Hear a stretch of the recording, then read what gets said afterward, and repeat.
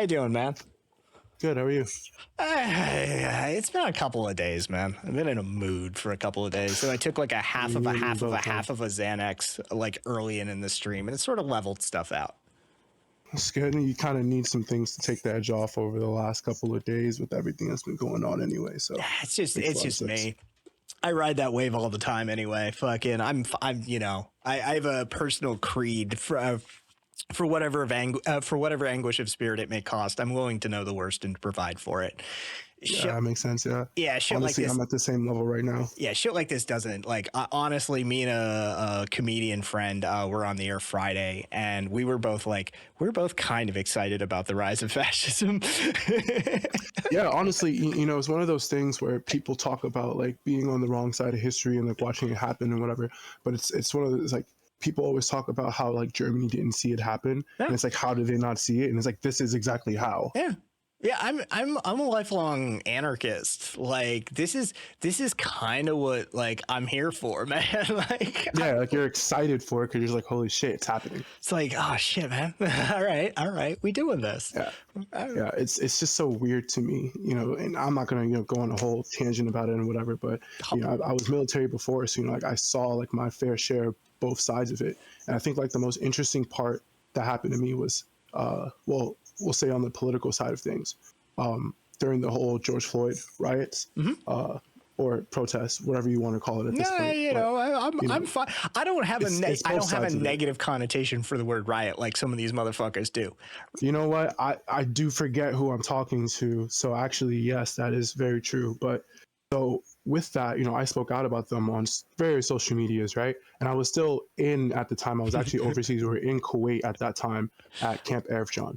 And I get a email from my sergeant telling me to take those posts down because my commander saw them, which my pages were all private at this point in time, and I had no one in the military affiliated with any of my pages, right? So he tells me to take these posts down because everyone seeing these would think that the military thinks the same way that we do. And the essential message of all of my posts was, hey, we shouldn't kill unarmed black men. Yeah. Oh, yeah. Yeah. It's like, hey, that's not the official position of the United States government. You got to take that down. Right. So they were like, take this down. So then I didn't take it down. I received Article 15 and whatever have you. I lost my rank because of that. But I didn't care at that point in time because I was like, you guys are seriously silencing me over saying don't kill people that look like me. Would they bust you down too? Specialist at the time. Yeah, it took my sergeant rank. All right, fair play. I got it back, whatever. It took a few years to get it back. That's how they got me. Actually, that goes into the into them. If you come back, we'll give you your rank. Basically, yeah. That's beautiful. Yep. Yeah. So. No, it's I don't have like there's a lot of that sort of stuff. Like I don't riot's the language of the unheard, baby. Like it is what it is. Absolutely. Like it's absolutely healthy. And we're at that point right now, but it's just one of those times where even if there are a peaceful protest, as people would call it, it would still be met with violence because that's exactly what they want at this point in time. Oh yeah. That's a famous piece that around these parts, the 3 tent poles, and it's just an political analysis I did. And it's about the poverty of philosophy, the shit they held from you, so you don't know what you don't know, and you don't know how you're getting fucked. It's the financial hamster wheel that like even if you're like, oh shit, I'm getting fucked. I need to learn about how I'm getting fucked. You ain't got the time, homie. You got 3 jobs, right? Exactly. And capitalism says you gotta still pay us, buddy. And you don't have time to go organize. And exactly. And in the piece, I even say, like, even if I magic wanded the first 2 away, right? Even if I just waved a magic wand and got rid of those first 2, who you think is the first one that's going to show up at that well-educated protest? Say hello to the police state for me.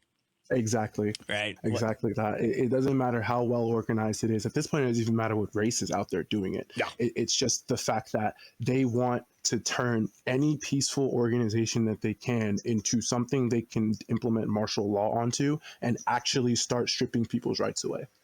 Yeah, it's they got a hammer and they're going to use it. But, yeah, it's why it's one of those. I'm sorry. Go ahead. No. By all means, go ahead. I was going to say, it's one of those. I'm sure you've heard the poem, right? they came for the gays and I wasn't gay, so I didn't speak up, that whole, right? And for anyone who hasn't heard it, it's basically going down a list of saying, they came for the gays first, and they came for the blacks first, and they came for whoever else next, right? It's And at the end, it's like, now they came for me and there was no one left to speak up for me. It's kind of in that same facet right now. Like it's not about transgenders. It's not about people of color. It just starts there. And then they see little by little that they're able to strip away these person's rights and you don't care.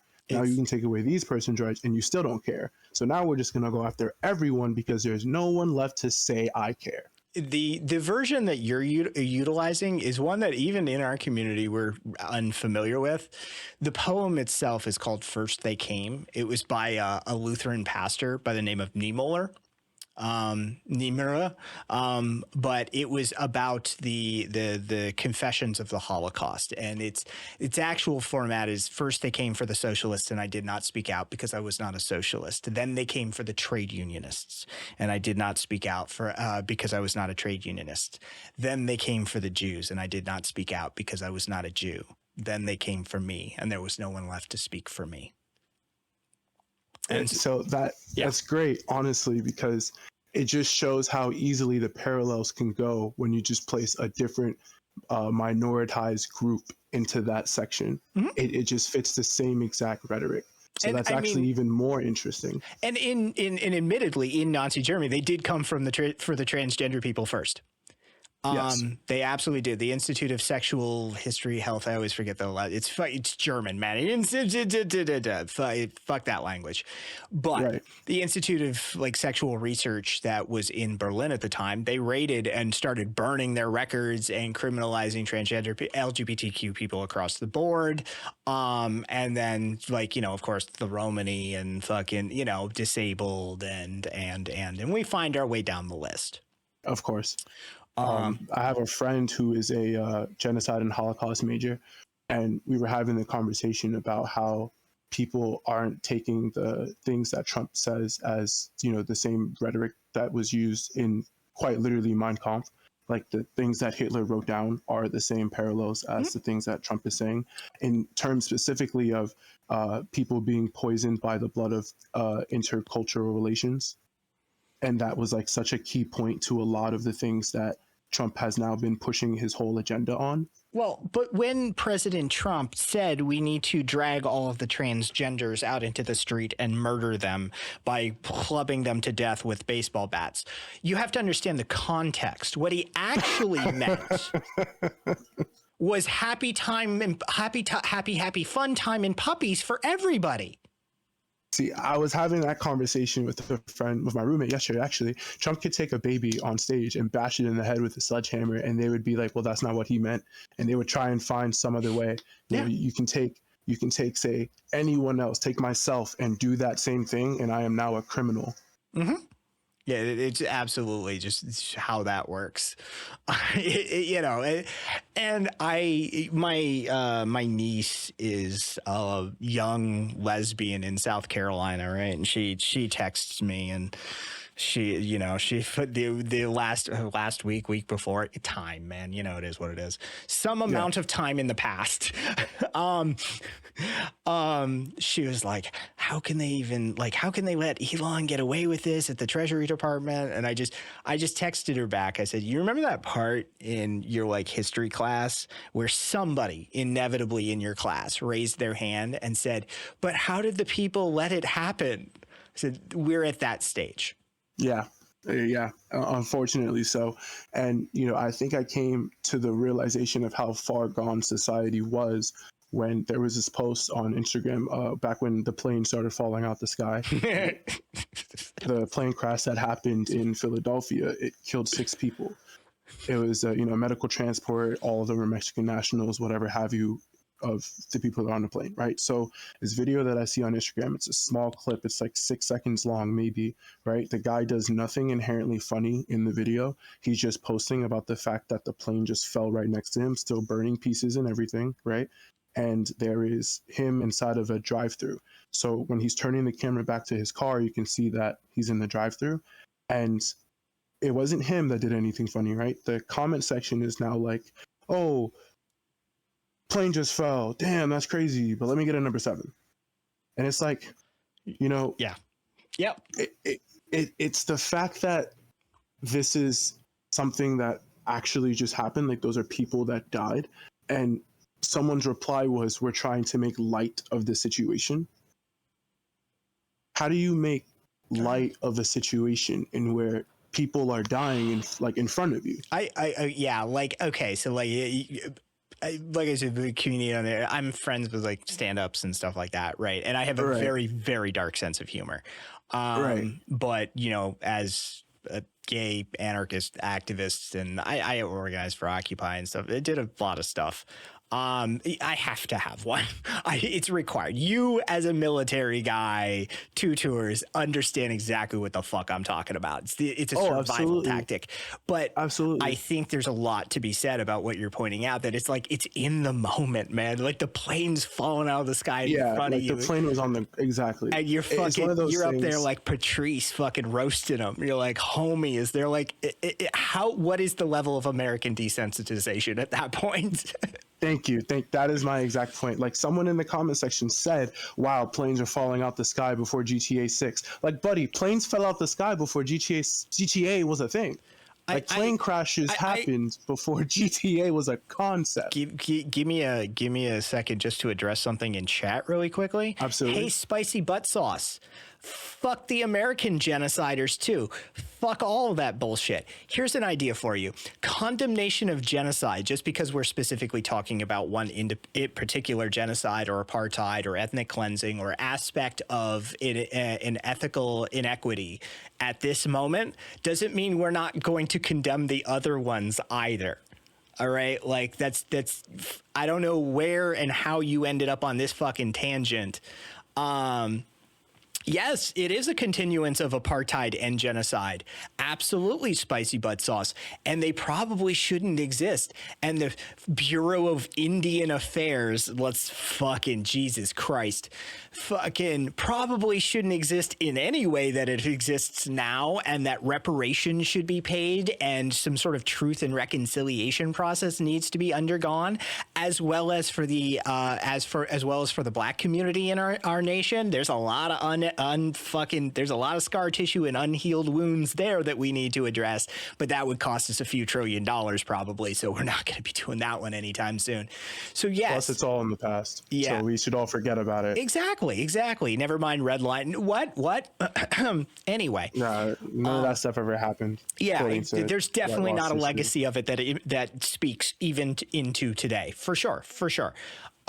Yes, pattern recognition just means you're complaining too much. Yeah, exactly. I denounce, repudiate, and condemn all of that. Is that we good? We clear? All right. Anyway, yeah, genocide's not good no matter who's doing it. I don't really understand that point either. Yeah, like, I mean, and let's just rip this Band-Aid off now. It doesn't matter if you got genocided. You don't get a freebie. This isn't like a Subway punch card. All right. Doesn't matter if you got genocided. You don't get to do a genocide either. Sorry. Right. let's just rip that Band-Aid off while we're fucking covering it. All right. Before I have to deal with it, head it off in the past and move on. So like, do you know Greg over at Colonial Outcasts? I don't. You should look them up. YouTube channel, Colonial Outcasts. He's a former Ranger. Okay. Who is a colonial outcast. He's an anti-imperialist. He's an anti-colonialist. He's fucking he does like high level military analysis. He does high level sort of like analysis and rhetoric surrounding conflicts. And so he can bring that sort of aspect. He's like, yeah, I worked with the IDF. I know they're fucking shitheads. I know they're bad at what they do. I can tell you about missions they were engaged in. I can tell you about briefs that I read while I was at, and so he brings that. Oh, absolutely. Yeah, he brings that part aspect of it. That part of it is even more so just shoddy. I was a driver. I think it was during my first deployment. I was only like a private at the time, And I was one of the privates that was, especially good at a certain skill. So they had me driving for everything. So I was driving my LT in a Bradley, right? And we are currently looking at this side of this mountain that our Abrams tanks are firing on. And his smartass idea was to drive in that direction underneath their fire. You just duck, man. See Yeah, that? just duck. Just don't hit them, and they won't shoot you. Even though there is like mountainside rock falling off of the side of that mountain right now, we can just drive under that and we'll be fine. Fuck I yeah. said no. He said we need to form a wedge. I said no. That is, I'm not doing that. And I had to be sat outside of the driver's seat and put into the back, and then someone else drove instead. But then he changed the direction of where they were going once he actually got closer and saw that I was right. Yeah, no, that's a fucking, hey guys, let's drive right into the direct line of fire. Yeah, I've Sure, been put be at fine. life and limb risk multiple times while I was inside of the service. Multiple missions, I'm talking running through mortar fire to bring in radio to our LT because our actual RTO is too scared and shell shock to do it, kind of deal. And it's one of those things that makes you think, like, what is this actually really for? Yeah. Just to come home, right? And me be out of uniform and unrecognizable to the public that I just currently served. And then even when you are recognized by the public, it's also still met with scrutiny for a job that I didn't even ask to do. I joined the military originally as an ultimatum. I was young and dumb and got caught with a hefty amount of drugs, and they said jail or the military. you're young enough, just by your voice and your service time, you're young enough. I thought we were leaning away from that, but we had numbers to fill, didn't we? Yes, we did. We definitely did. I wasn't the only person in my basic training who was under that same thing as well. There was actually a Venezuelan national who was caught with drugs on this side, and he was also given that same choice. But not just him, they had to bring an interpreter for him too. So now 2 people were put under contract for one person's mistake. Lovely. Yeah, that's hey, yeah. General military, when was this? 2014. Yeah, that's They were still handing out ultimatums in the South in 2014. I was in North Carolina at the time. Lovely. Jesus fucking Christ. Yeah, my one of my former partners, he was a forward comms guy. And he was setting up comms at a fob, and he had like, I think it was 4 or 5 guys under him that were just a part of the deployment team. And he as he always told it to me, he was just some young dumb kid who signed up for fucking Air Force and ends up doing like comms systems for fobs and stuff, right?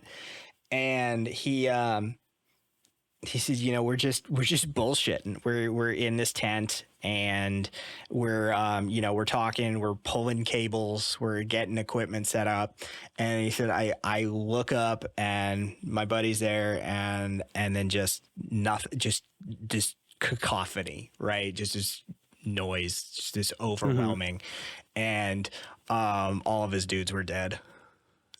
Yep. Rockets, mortars over the wall sort of situation. Yep. And he came back forever different, right? Like he was fucked, from the brain trauma, just from the concussive blast. He was fucked from the fact that, like, he was not a hardened soldier. He just happened to be good enough at his job that he ended up in command of some guys, and they would, they'd be deployed as a team to go set up comms here, then move them and set up comms there. And he was just the wrong place at the wrong time. And the guys that he was technically in charge of were fucking mincemeat in an instant. Yeah. Yeah.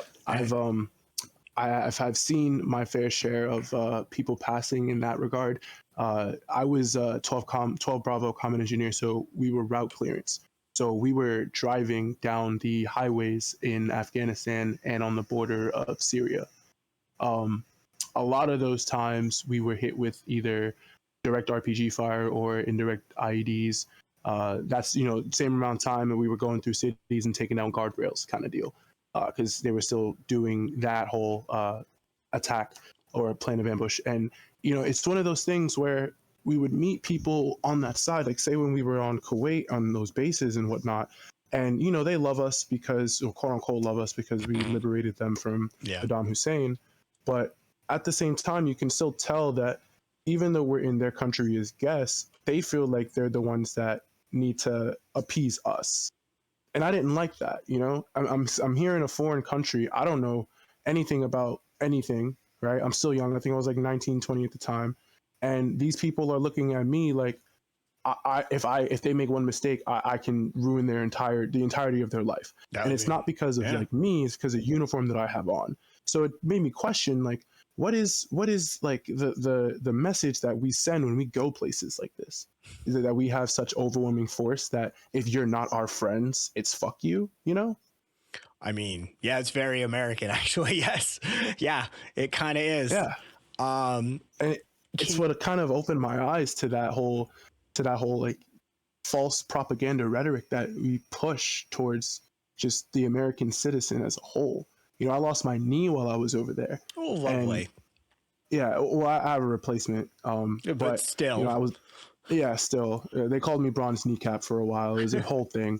But you know, it's, you know, after I, you know, came home and, you know, we're watching, you know, news and whatnot, and I'm looking on the news and I'm looking at footage that they're saying is right now, but we were there in that video. You know, that's my unit, and we're home. Yeah, because I mean, okay, so the military footage review process and approval process, just for an embed or whether it was one of the in-unit fucking recorders who then they license and ship out the fucking footage to CNN and whatever douchebag. Dude, that process takes fucking ages. Exactly, and it's crazy, you know, that like I know it takes ages and whatnot, but everyone else watching that, right? Because they're pushing they think it's happening live as we watch. Right. They think they think that was like yesterday, and I'm sitting there at the bar like, look, we're on TV. time for something that happened years ago. Time to get de-deployed, fucking removed. Fucking, you're like, dude, I already have my walking papers. Like, I'm out. Yeah, I was already out. I was already, you know, trying to leave at that point in time. That was when I was, you know, already trying to get out of my contract. Was there like a moment of epiphany or a crystalline moment for you that like solidified it, or was it just sort of like the protracted process of like fuck ups? Yes, actually. So I had in 2018 to 2019, I had two friends die of suicide. One of them jumped off of the Golden State Bridge, and the photos that they used for him for like news coverage was him standing on the bridge because they had no other photos for him. So I made the complaint to my commanders because it was something that was personally affecting me. It was right before we were supposed to get launched for our next deployment. My commander told me, I said that I wanted to express this to my unit and, you know, just to have them be on the same page as me when it comes to where my mental is at right now. He told me not to do that because it would lower morale. Lovely. So that was the first one. And the second one, he had went 120 off a guardrail, left his wife and kid, right? And I wanted to fly home for the funeral. They all wanted me there. His mom wanted me to come. And I was denied that request because of COVID. So 2 months later, right? Still same COVID restrictions for coming into the country. My commander flies home to see his kid born. Of course. While he is also still cheating on his wife overseas. Yep. Oh. And those are what put me in the position and just like, fuck this. Like, you guys mean jack shit. Yeah. Fucking, but yeah, you got enough rank to pull rank. Well, now you matter. Exactly. And this is all stemming in the same time period as like the George Floyd D-rank. Like this is all within the same time period. This is the same time period as when they stored us in a internment camp in El Paso for mobilization. They couldn't even put us on a real base. may I ask, this is in leftist spaces, this sort of thing, but like it's pertinent to just understanding a worldview. Sure. Um, what would be described as your race? I'm African American. I'm Black. Okay. My parents are actually immigrants. They were born in Africa. I was born here in the States, in the Bronx, New York. Yeah.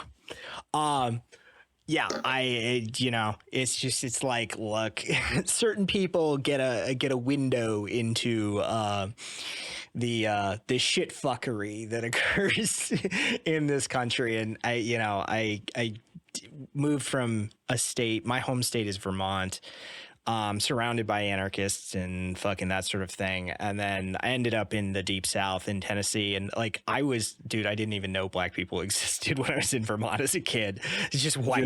It's all white. It is one of those, I mean, honestly, back during those times, it's real. That's very, very real. When I lived in New York growing up. Also, Veer Cosplays, thank you for that. I do appreciate that. When I lived in New York, I grew up in Bronx, New York elementary school. It was a Catholic school, and surrounded by white people, surrounded by Italians. That was when New York was truly a melting pot, right? Surrounded by Italians, surrounded by Hispanics. I grew up in an African Haitian community, right? I moved to North Carolina, and I think I was 14, 15 at the time. That was the first time that I was called the N-word with a hard R. Yeah. Was when I was 14 years old, moving to North Carolina. And I had no idea as to why at that point in time, because up until then, I was always surrounded by white people who treated me the exact same as if they would treat their friends, their family. Welcome to the other side of the Civil War. The other side, not even just the other side of the war, the other side of our very same country. Yeah. It's when I moved down to Tennessee, it was culture shock central. Yeah, it was a big culture shock. Yes. Yeah. The Deep South is, I always tell people I did my tour of duty in the Deep South. Right? Like that's you forget anything else, man. My tour of duty was fucking being a kid in the Deep South. Oh my God, yes. A gay boy from fucking Vermont.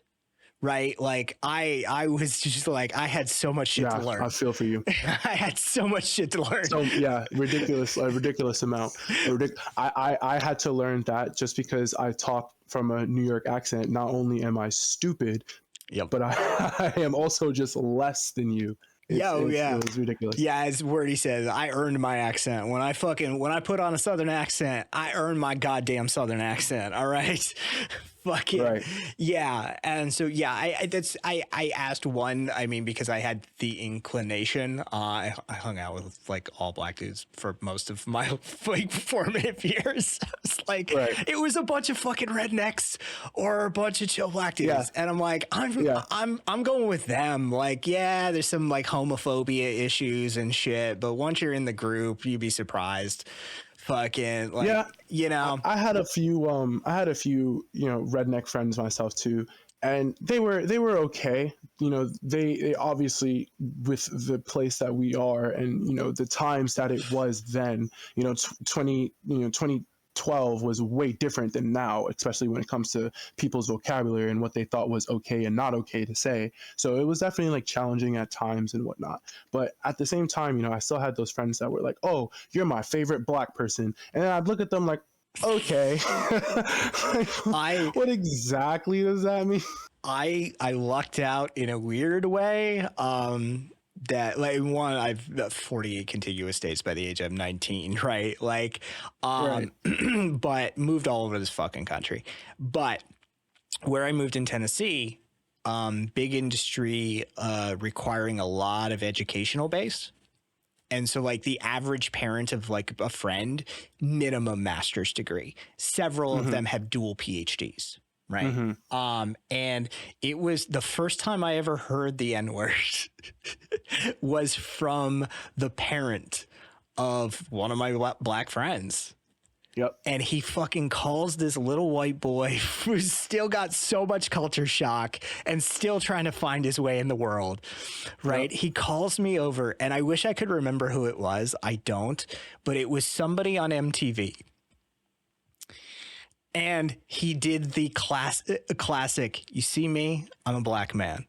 You see him? Yeah. Yeah. And I didn't even know what was happening. Like, I was apropos of nothing.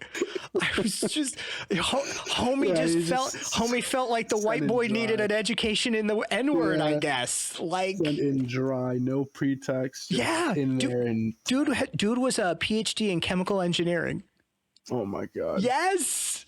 Like, it was just, oh my God. Yeah, like that's the first time I ever heard the N-word. It has scarred me to this day. We got our commanding officers and leadership drunk once when I was a private. We were at the this is in Wadesboro, North Carolina, and so we got them all drunk one time, and we're talking to them about music, and so we're on the subject of rap music, and they're like, yeah, listen to this artist, and this artist. So me and my friend, I love this guy, brother in arms to this day, one of my very best friends. I look at him and I go, all right, it's time, and we ask them the question. We say, when you're in the car, do you say it? Hell yeah. They were like, hell yeah, we say it all the time. I'll say it right now. I'm like, okay, yep. Whoa. Yeah. Hell yeah. Of course. And, I don't fault anyone for it. It's a word. I don't give a fuck at this point in time, There's bigger things to worry about than who's using vocabulary. As long as you're not using it derogatory, I don't care. But you should also, at the same time, be mindful of the presence of how you're saying it, who you're saying it around, and what you're saying it to and about. I think the context has most to do with everything. And I also don't feel like it's a word that should be like coined or marketed towards like a specific race. Just the term of endearment version of it. I don't think I have long been an advocate for and vocal about. I do not think the idea of bad words is a stupid fucking idea. And what matters is intent. Yes. How are you intending to use that word? What do you mean when you say it? Because I know a shit ton of millennials and Gen Z that have lots of passes on lots of words.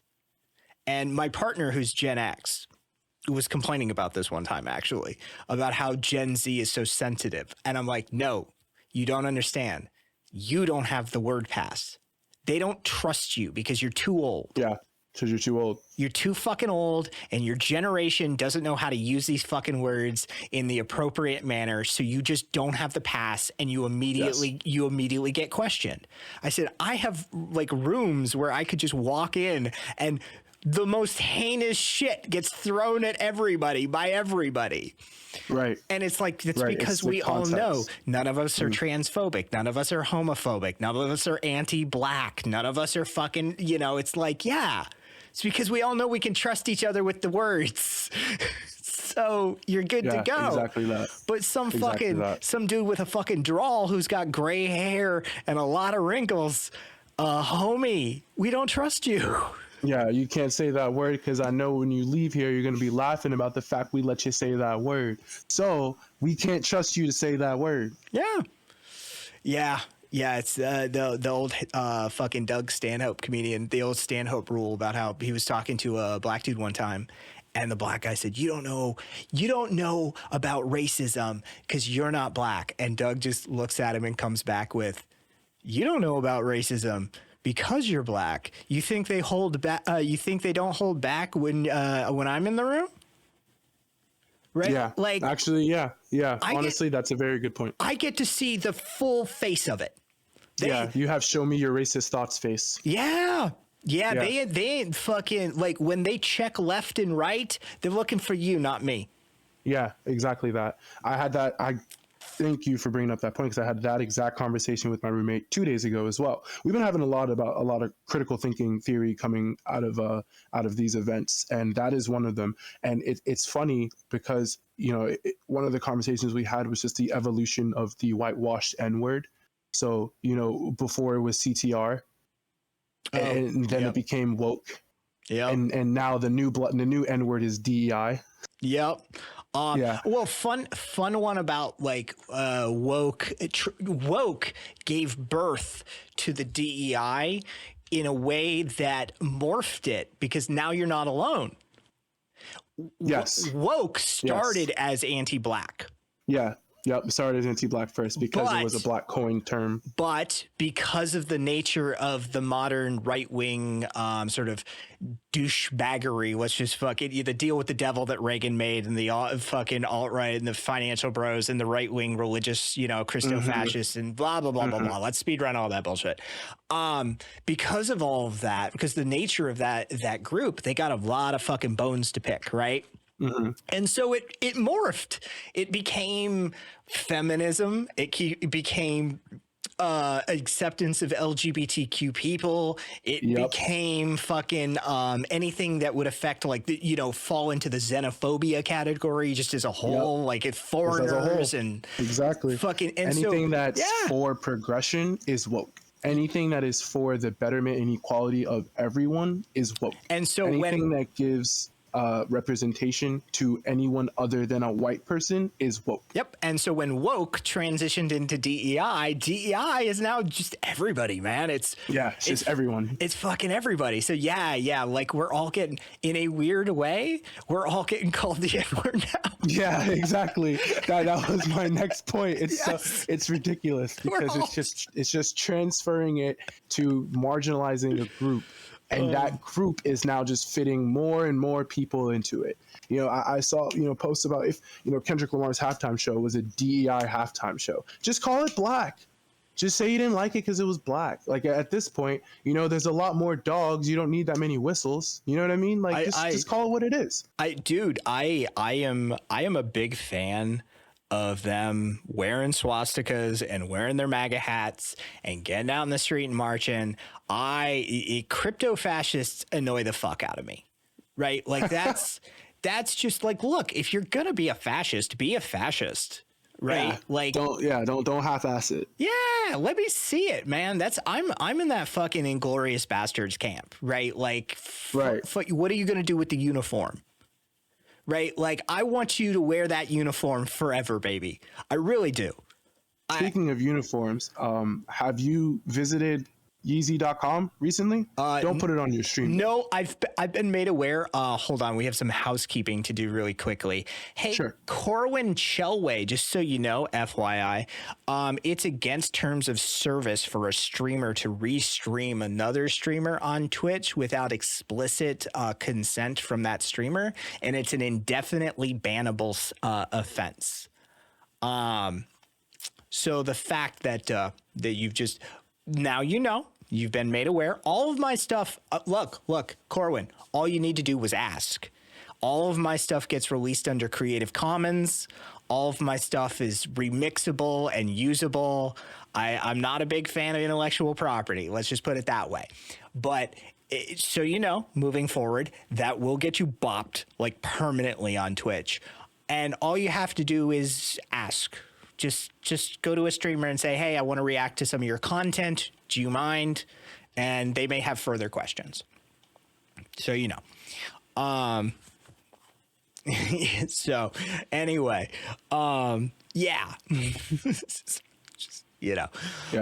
So someone made an interesting point, that the socialism is not a crime, says that the group is now the working class. Yes, the DEI group, everyone that they consider to be DEI is within the working class. It's never going to be anyone on that 1%er list. Not even your local grocery store GM is on that list. Yeah, dude, you'll always be one of the good ones.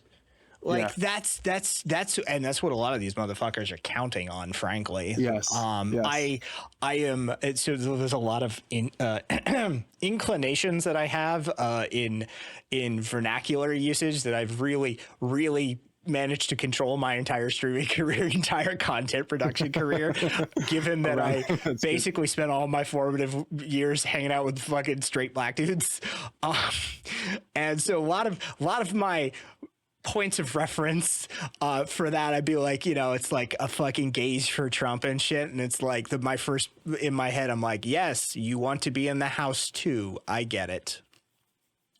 To answer Coolio fan, Beyonce's country album is not the DEI win for that Grammy, there's some theory crafting you could do about that as to why she won a country album for her first album that was ever a country album, but it's not DEI.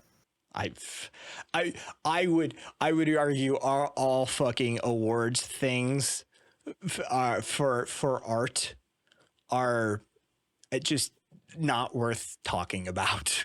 Yeah, honestly, it's we all know the grand scheme of who's behind what and who wins what. It's not something that's worth actually discussing. Yeah, but I can tell you that it's not a DEI thing.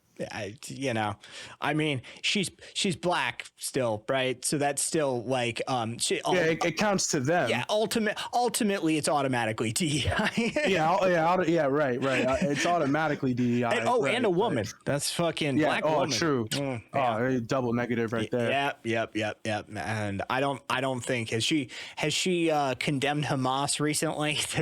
That might be 3 strikes. Yeah, it might be 3 strikes right there. But at the same time, her husband does endorse Trump, so she gets a pass. Oh, Jesus Christ. I just, the house is calling again.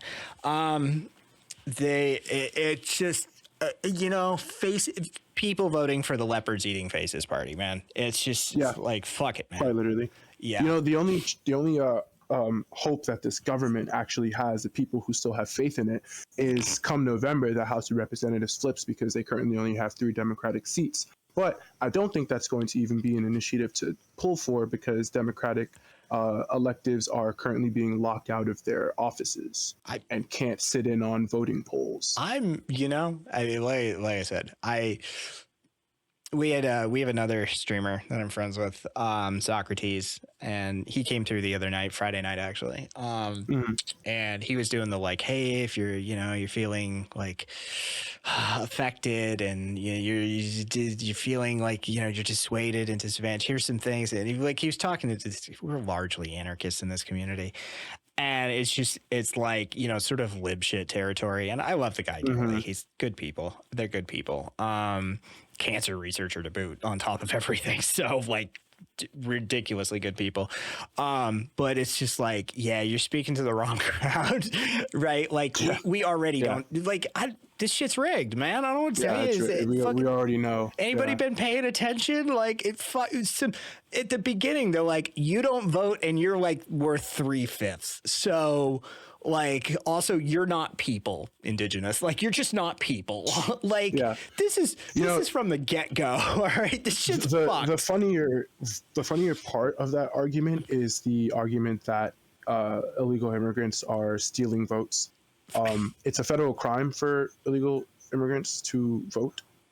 Their votes are not counted. There was also the highest registration of new voters in this past election. Also the highest registration of early voters in this past election. But somehow, still, the majority votes for Trump. Somehow. At the same time, it's because those illegal immigrants are stealing votes. Oh yeah, for sure. And never mind the fact that like the only people charged and convicted out of any of this shit were all like Trump voters.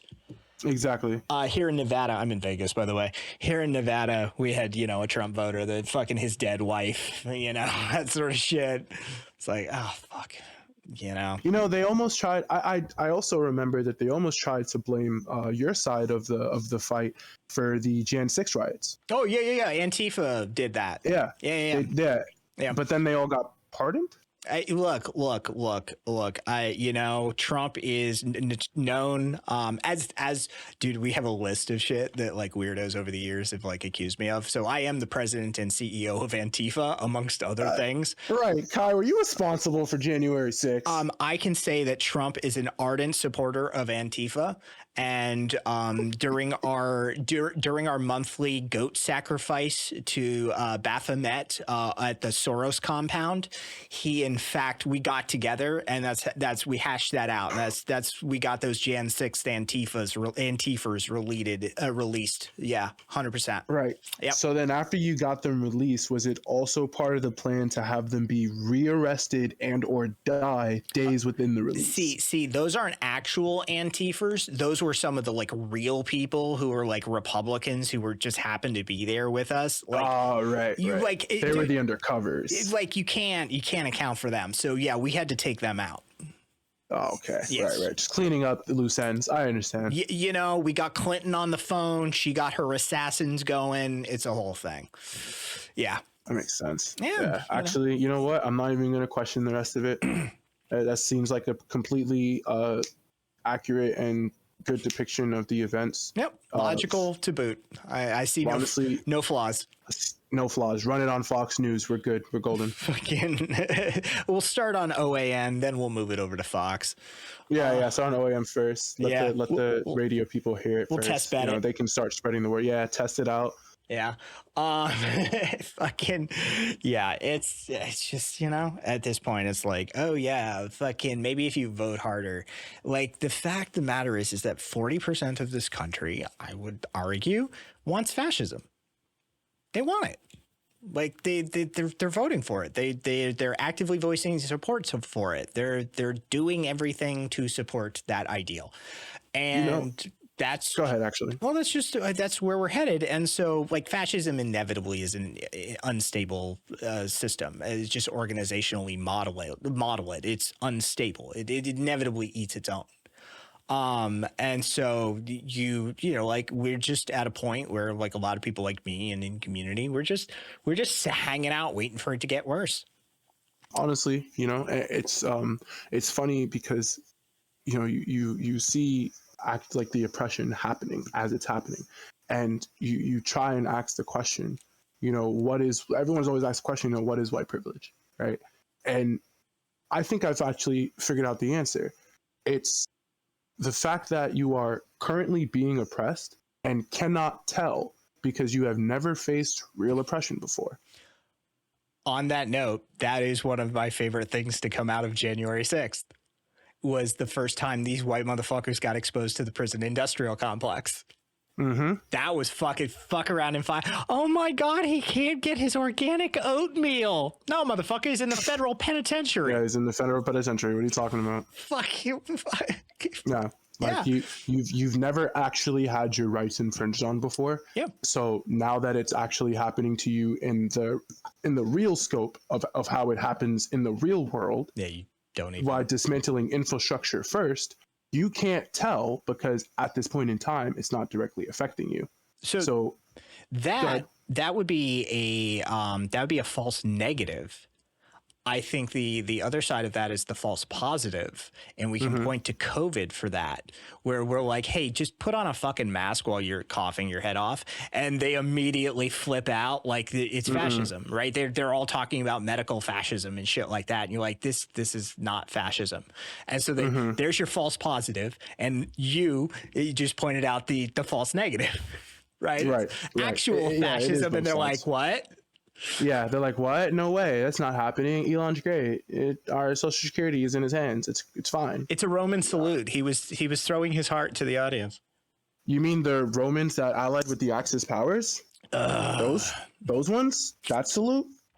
Like that? Like I don't understand that argument specifically because it just tells me that you never picked up a fucking book in your life. If you can sit there and tell me that this is a Roman salute when Italy was allied with the Axis powers. So regardless of it, first off, that's fake to begin with. It was never a Roman salute to begin with. And even if you can liken it to that, Stalin adopted that Roman salute from the Nazi Sieg Heil. Yeah, it was a French painter, as I understand, who concocted the idea for a painting. Who concocted the idea first? Yep. Yeah, and then the Italians were like, "Bit sexy. I'm gonna take that." Like it just tells me that these people have never actually just like picked up a book before and read something. Do you know the literacy statistics for our nation? They're not good. Sixth grade reading level, about 1.3 average syllables per word is what it takes for the average American citizen to understand a sentence. 50 approximately, it's about 46%. 50% of our country, for all intents and purposes, reads at a sixth grade or below level. But out of that 46%, approximately 25% is functionally illiterate. God. Yeah, about a quarter of our country is functionally illiterate. It's when they stopped teaching cursive in schools is when it all started to go down. Yeah, fuck that. Fuck cursive. As somebody who's working on learning Arabic, fuck cursive. A very hard language to learn, I will say. I've kept a little bit with me over the years. It's really hard on the tongue. Dude, it's absurd fucking language. His fucking Yeah. isolate versions, initial, medial, and final versions and shit. You're just like, Yeah. can you pick a fucking letter shape? Yeah. I need my T to look like a fucking T. That's it, man. I don't know what to tell you. Just pick a fucking shape. It was around the same when I was trying to learn Mandarin, trying to go between traditional and Orthodox Chinese. It was ridiculous. Trying to learn Pinyin versus regular traditional Mandarin and Cantonese. Yeah, no, hard Jesus pass. Hard pass. I'm not one of the language guys, so I can. But yeah, it is a good point to point out that the fact of white privilege being so prevalent in America to the point that it's not even something that you can look at and say, okay, that person might actually not know, because it's so systemically brained into their systems that they can't possibly know. And I feel like it also kind of goes back to, I can't remember the exact law that it was, but when Reagan took away that media literacy law that said that you had to play or speak about both sides of an argument if you were to put it on air. That's the fairness doctrine. Thank you. Yes, the fairness doctrine. I feel like once the elimination of the fairness doctrine happened, that's when all the Rush Limbaughs and right-wing radio of the world was being able to spill their message and just kind of brainwash everyone into believing that their way of American life is the right way.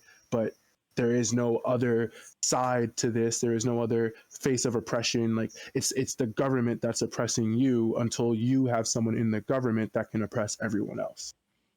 I'm pretty sure. Hold on, let me just check something really quickly.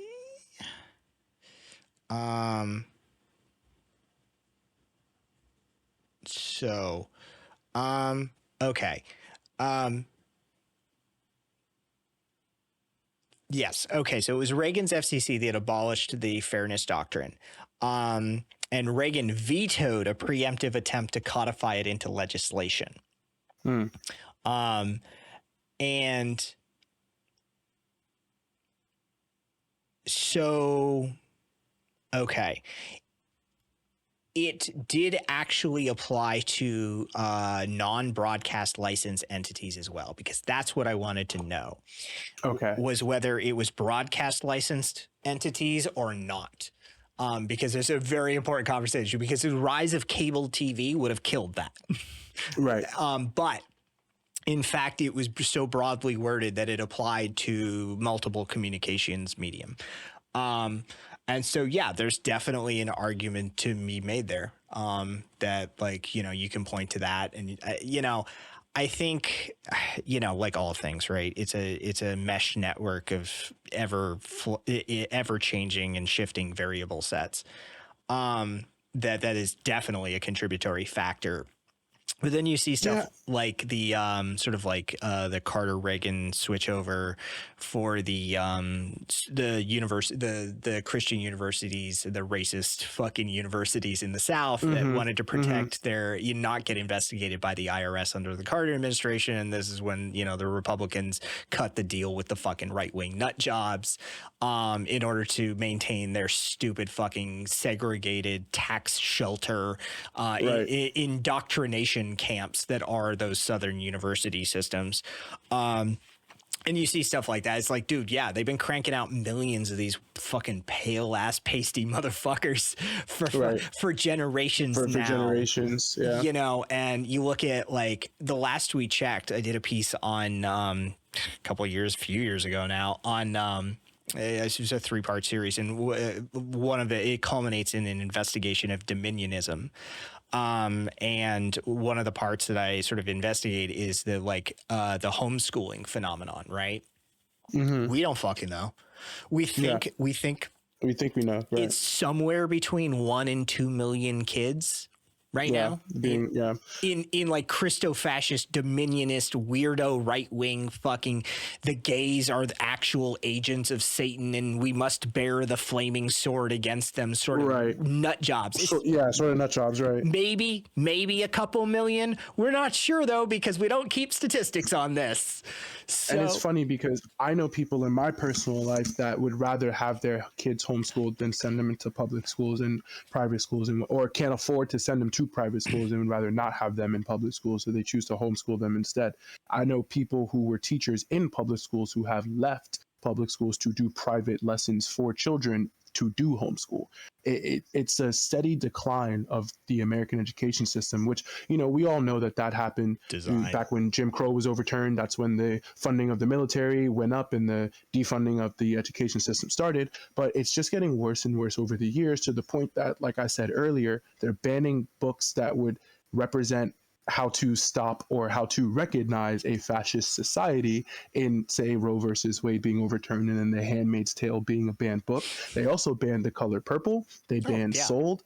They banned the Delectable Negro. They banned a book about books being banned. I forget the fucking title of the book, but the book is about books being banned, and they banned it. Right. It's fucking, yeah, of course. Yeah, and it's just continuing and like steadily growing. I can't even think of the word.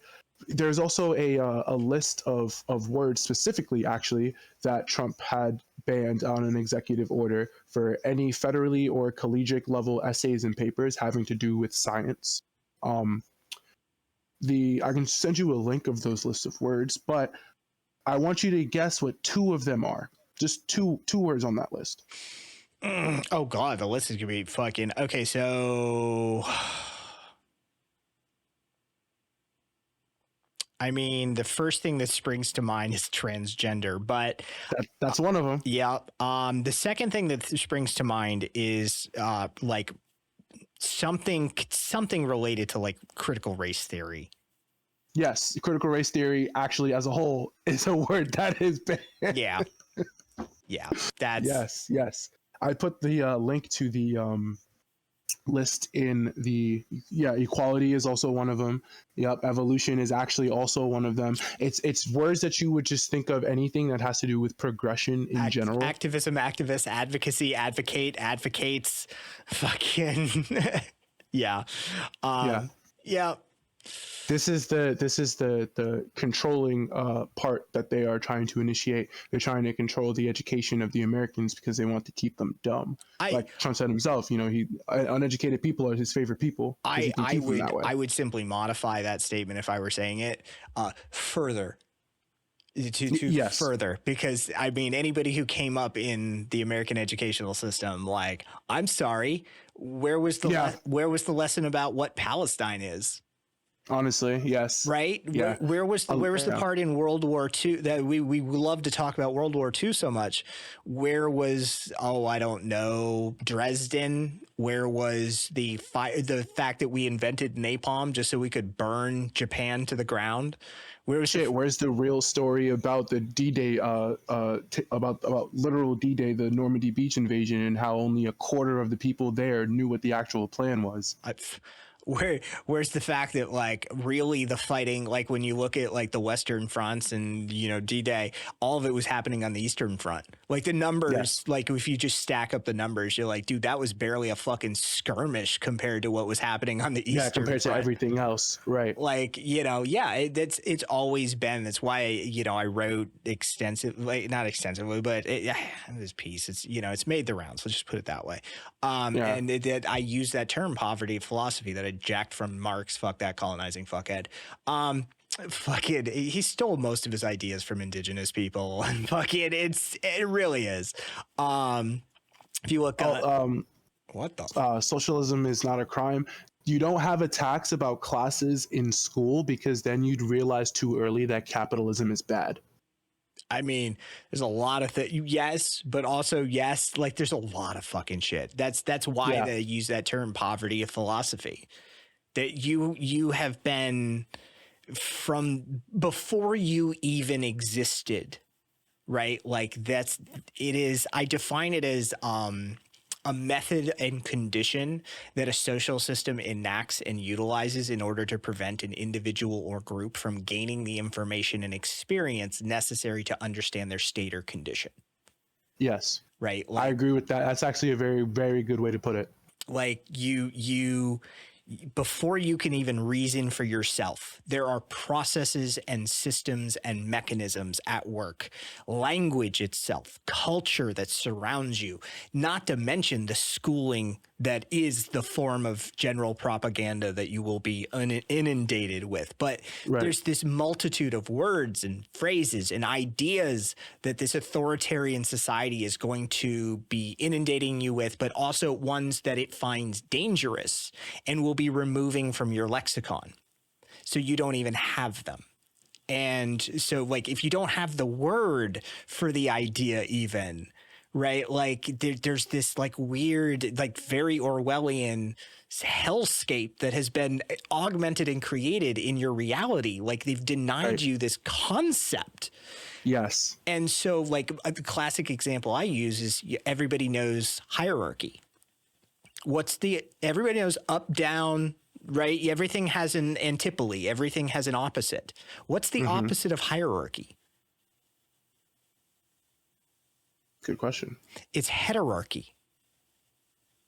And heterarchy is a horizontal organizational method that doesn't use downward a coercive force applied to those beneath. It's an equality. It's a system of fair standing. And so, like, yeah, there's just people walking around that like, dude, everybody knows the word hierarchy. How many motherfuckers know that there's an oppositional idea to this? You know, that's, yeah. I feel like that sentence in itself is a central problem to most of what is happening right now, is that the critical thinking needed to assess that there is another alternative besides what you have already been shown and what you have already been shown to fail is what's lacking. Just the fact that you are able to sit here and tell me this, and I'm sitting here like, oh, okay, I actually did not know what that term was. And I can see here and be like, okay, so if we applied that to a different setting, right, that's something that could be implemented in, say, a power facet of our government instead of how it is right now. But it's outside the realm of thinking for a lot of people to even interpret that could be a method to begin with. Yeah. It's like the CIA study of 98% of America lives within their own perception, and they use that perception to garner the kind of responses that they want so that you stay inside of that little bubble and never think outside of what could be, of how to organize or anything of that sort. Yeah, no, and I mean, I think the writing was on the wall. I mean, one of my favorite things is like, do you know what the fucking CIA calls what they do, these days? It's perceptions management. Right. Perception management. Exactly. They'll fucking, if you know how to read Orwellian language, right? Like that tells you everything you fucking need to know. Like that's hugely scary. Like that's a terrifying premise. Perceptions management, huh? Yeah. How you perceive the world. We manage that. Yep. The fact that most of America still now does not know that the CIA planned domestic terrorist attacks to pin on Cuba. Oh, yeah. In the Northwoods. 1980s. Yeah.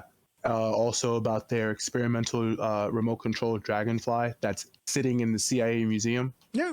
Oh, yeah. They had micro drones before fucking, I mean, that was ages ago. God, that's 40, 50 years ago now. Micro drones. And it's all public knowledge to people who don't give a fuck. Yeah. Birds aren't real. Yeah, no, I mean, that's it's old hat for people around here, but like 50, as what I do as an anarchist, 50% of it is education.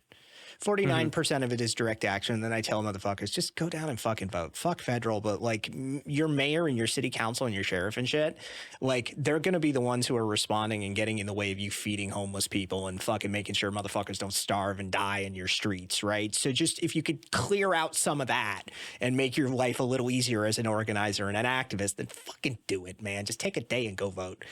I was thinking about that same exact thing. I went to CVS today and I was talking to myself in my head about it. And I was like, I go to the CVS like regularly, like almost every week, and I don't know a single employee's name. Like you go to the same gas stations and you don't know the attendant's name. They're just it's faceless cogs of the machine. Right. And it's like, you have grandiose ideas about organizing and things like that, but like that's where it starts, is within your own community and getting a sense of that community. But people would rather not be bothered with that. Yeah, no, the CIA stands for community in action. Don't be silly, you two. Yeah, I mean, I remember, I forget who I was talking to on air, but like you were talking about like, the sort of first step.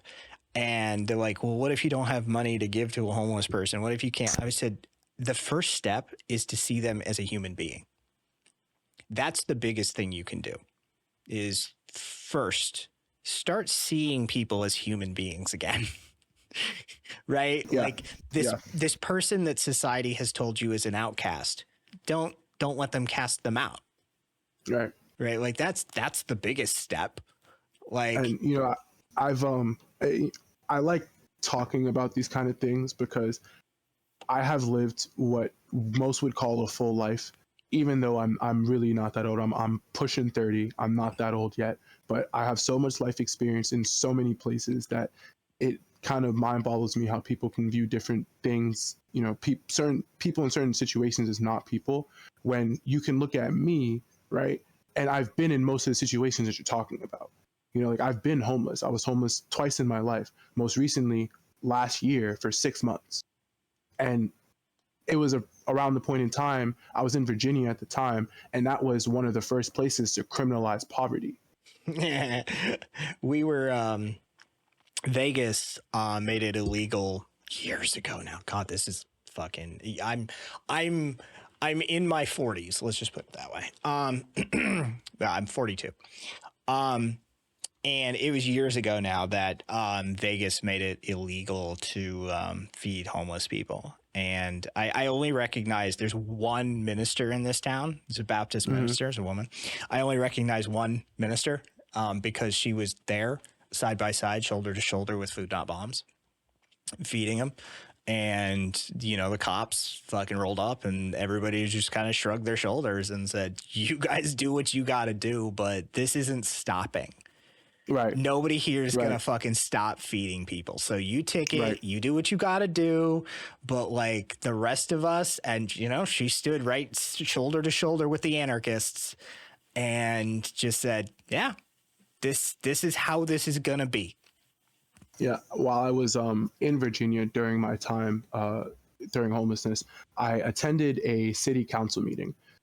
Reasons were for my own benefit was to see if I can get a push on why Virginia State was holding me in that. It was a whole, probationary thing, but they were basically holding me in that state without cause.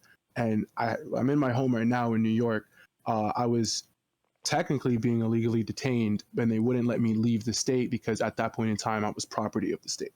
Yep. So I attended the city council meeting, and I'm listening to all the development of the places that they're talking about. And the two things that caught my eye the most was transportation and their take on homelessness, right? And I try and present myself well everywhere I go. So obviously at this point in time, I'm not looking like I'm homeless. So I'm sitting in there and I'm listening to this meeting, and they're talking about the women's batter shelter that they have and how they've saved X amount of people and how they've housed X amount of people, X amount of children. While I'm living in the situation, watching how rampant the drugs and crime is in the homeless community, as they're talking about the increase in the approval of these numbers that they have, and they're doing so well about it. right? The other point was the transportation, and it was bus and metro management that was speaking, and they were talking about how their new buses are able to fit more people, and they have now 6-car trains to 8-car trains. And I'm sitting there and I'm like, none of this is the important part, because the important part is it being affordable. So running a regular train ride is $2 for the in ticket, and depending on your distance, it changes. Well, most people are to and from for 6 to 7 days a week, so that's about $10 to $15 a day going from bus to train. So you're telling me right now that a quarter of my hourly wage is just going to transportation, and this is a good thing for the community? The Luxembourg was the first first country. So fucking small by U.S. standards, it might as well be a city. Might as well be a city. But they were the first country in the world to make all public transit free. There's 98 cities that I know of that we could track where public transportation is free. And the general consensus is that it reduces the environmental load on the locality. It increases the health of the community. It increases the economic gain of the community. And the ticket fare that is lost is made up more, severalfold usually, in the economic productivity of the community as a whole. And so the benefits outweigh the costs of just saying, yeah, fuck it, we'll just make it free. You could just make your public transportation free, and you actually see dividends elsewhere. Elsewhere, exactly that. Elsewhere. Yeah. But instead, we have to again create a new form of slave labor in me having to have this digital card or this physical card that I have to put wage in every single time I want to make a trip. If I don't do that, I have to drive and sit in traffic for X amount of hours and just be late everywhere. But actually, at that point in time, I didn't have a car anyway, so I didn't have the choice in doing that either. Yeah. So, yeah, it's, I mean, but this is this is the capitalist model, right? It's coercive and it's extractive and exploitative. Yes. I feel like capitalism relies on two things mainly, and it is obviously the working class, but it is also the working class's children. Children are the reason why people can't go outside and organize, because you have to make sure that you get home safe for your child so that you can go to work, so that you can sustain money and food and shelter for your child. It's also a very, I think, critical thing to think about with them wanting to force more women to have babies when trying to overturn I forget exactly which amendment it is, like number wise, but for birthright citizenship is what allowed slaves' children to be considered citizens and people of this country. It also is one of the things that allowed me to be a citizen of this country. So overturning that essentially just decreases the amount of future people of color that would be allowed to or have the right of citizenship here, while at the same time increasing the amount of white children that are forced to be born within the country. Yep. You can always remember your birthright citizenship because it's adjacent to the other fucked up one. It's 14. 13 being we got rid of slavery. Never mind, we codified slavery. I thought it was 14, but I didn't 14. Want to sound stupid and put a number out. Yeah. It's the neighbor to the other fucked up one. yeah, to 13, right. Yeah, 13, you can be a slave still. It's just to the state. And 14 is, well, maybe I guess blacks can be fucking citizens. That's and it's so funny because people forget people forget that a lot of America's doctrined culture, I say culture loosely, but a lot of their doctrined culture arrived from slavery and from the change of slaves to free. Like a lot of organ donors derived from them using black slave parts as extra spare parts for white people. You know, like it's one of those things that people kind of just forget where the root is, or they're told that it doesn't matter because that's not what it is anymore, Huh. or that it's in the past. No, Like they used to feed black babies to alligators. I don't know how you can not, like, they don't even teach that in schools. I mean, let's face it, we're still not teaching Emmett. All right, we're not teaching. Yeah, that. we're still not. We're not. You know, We're not teaching you know what's that. even sadder about Emmett Till is you know, Emmett Till's supposed to be this huge story, right? Do you know how fucking common that was? Yeah, he was just.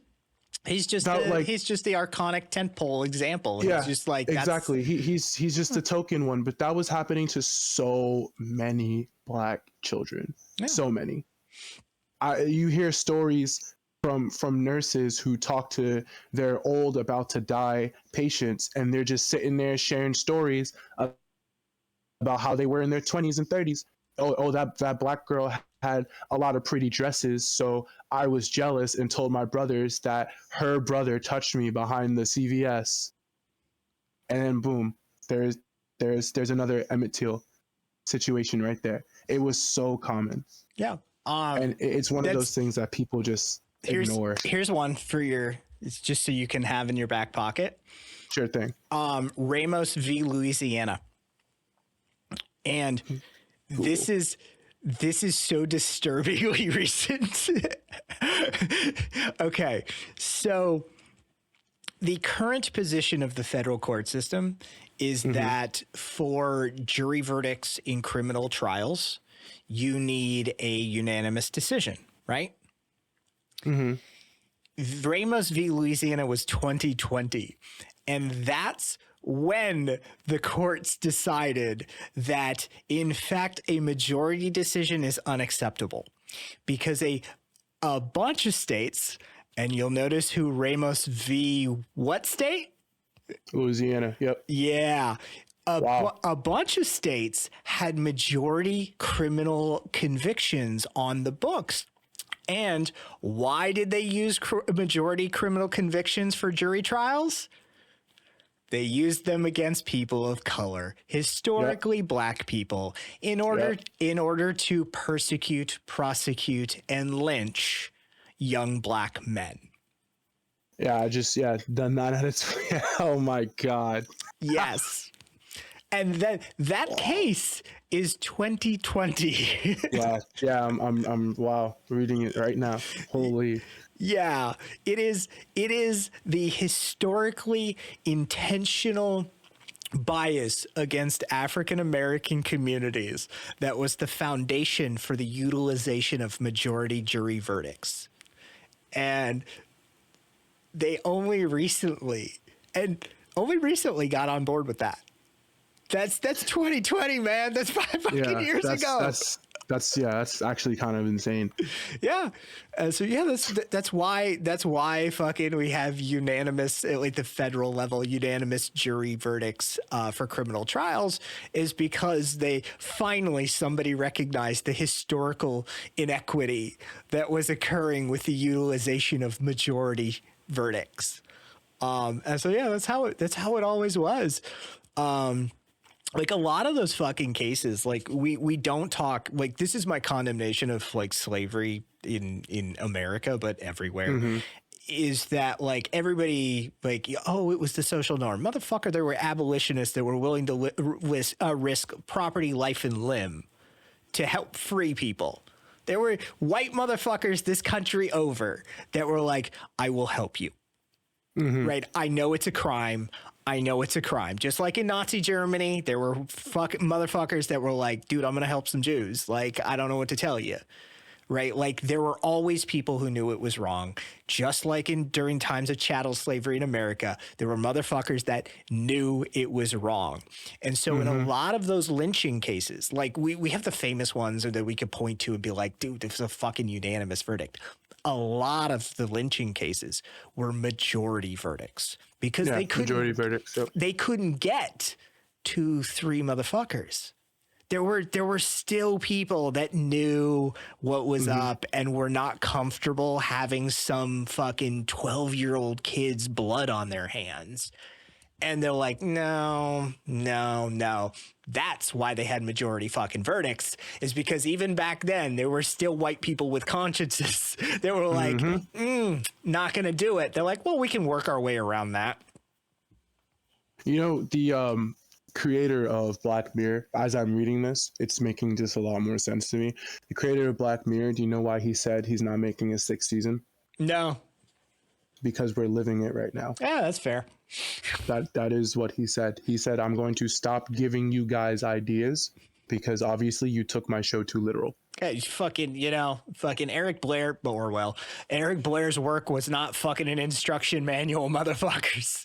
Yeah, that's what they're taking it as. So he himself said, I'm not making another season. We have enough dystopian going on right now. Yep. And yes, That's John, insane. and yes, chat, John Brown did nothing wrong. Anyway. Jesus Christ. This, yeah, wow. And Sherman should have finished the fucking job. Sherman should have finished the job. Yep. I agree. Fucking, that just, Reconstruction failed and blah, blah, blah. The rest is history. And now these traitorous motherfuckers are causing problems 150 years on still. Right? Like, we're still dealing with the fallout. Like, that's the reality of it, is we're dealing with the fallout. Yeah, we're just dealing with the fallout. Yeah. Honestly, they saw a black man become president and they said you got too far out of line, and they've been trying to dismantle it ever since. Dude, the shit fucking brown suit, mustard, the weird scandals that Obama had are just like, this is the best you could do, because like the reality is he's fucking a brilliant man, a scholar, fucking lived an upright life, the most he did was smoke a fucking joint at one point. And like, you got nothing, man. You got nothing.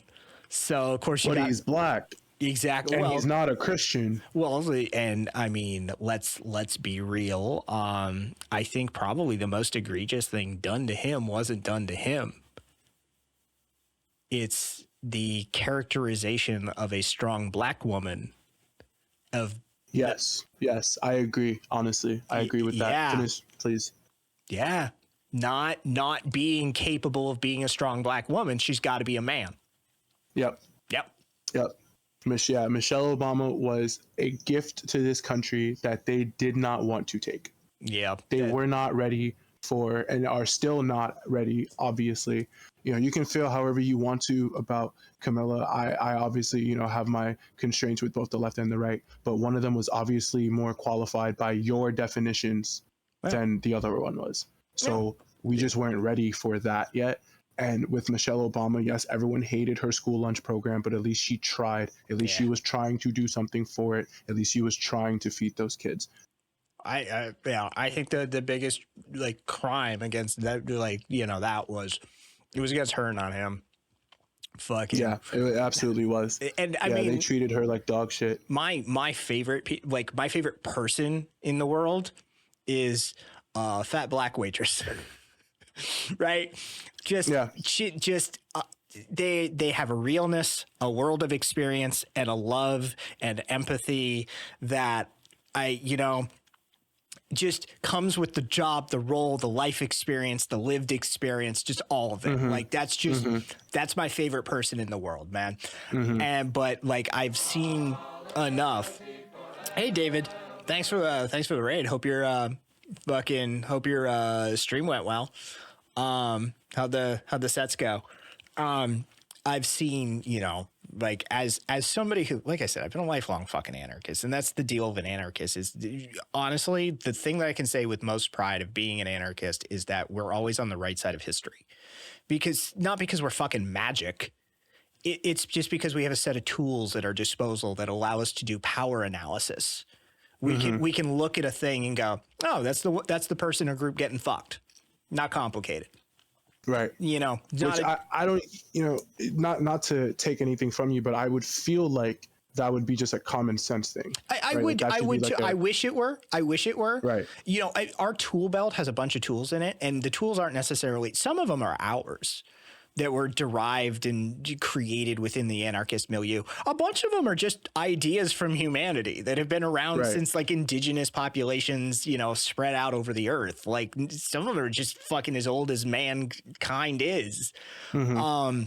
And so, yeah, there's a whole bunch of stuff that should just be common fucking sense. And it's a tool in our tool belt. It's just a lens of analysis that we hold up and go, yep, they're getting fucked. And Exactly. so, like, you know, growing up in the South and fucking just putting it all together. And it's like, I've seen how this country has a very unique, and I'm using unique, a novel approach to how they approach black women. Black people get one approach, but black women get a very specific approach from this Very country. specific approach. Very specific approach. It's quite literally fall in line, and it's fall in line more so than anyone else.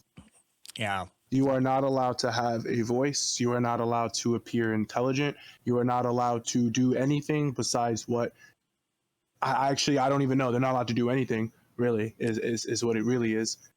In any form. Except fit the stereotype of an angry black woman out of control with ostentatious appearance. Right. Yes. You fill that role. Nails, yeah. All that. Yeah. Yep. That's the only thing that you are allowed to appear as. And if you appear as someone as well spoken as Michelle Obama was, it's because you are a man. It's not because you are an intelligent, multiple degreed black woman. Is because you are a man. You know who the most educated demographic in this country is now, right? Black women. Black women. Yep. Yeah. Yep. They are the most educated demographic in this country now. And that's got to be freaking some motherfuckers out. It's funny. It's because they have to be. Yeah. You know, like you want to talk about DEI all day, but when have you ever seen a black person or a person of color in general have less than or even equal to qualifications as a white person in the same job position? Yeah, no, you have to have more than typically 30 more degrees. Yeah, exactly. It's more than typically overqualified to be in the room that they are in right now and still get treated like less. Like they're sitting at the table with more degrees and certification than the person across from them, and the person across from them is their boss. Oh yeah. Yeah, and like, I mean, you better hope you didn't fucking cough in the direction of a cop at some point in your fucking life. Like, you know, I was actually arrested sitting outside my own house because the house looked too nice for me to be living in. Yeah, dude, that's not the first time I've heard that. Yeah, I'm sure it's not. I was like 17 in North Carolina, and it was funny because there was a police officer that lived on my street too, and he came outside and you know, first time I've ever seen anybody, you know, a white person stand up for me to another white person, but he came out there and was like, did you even ask questions? Did you blah, blah, blah? He was like, did you ask him for his ID? He said, yeah, he said it's inside the house. It's like, so did you let him go get it? It's like, no, I didn't think this was his house. If he has the keys to this house, it is obviously his house.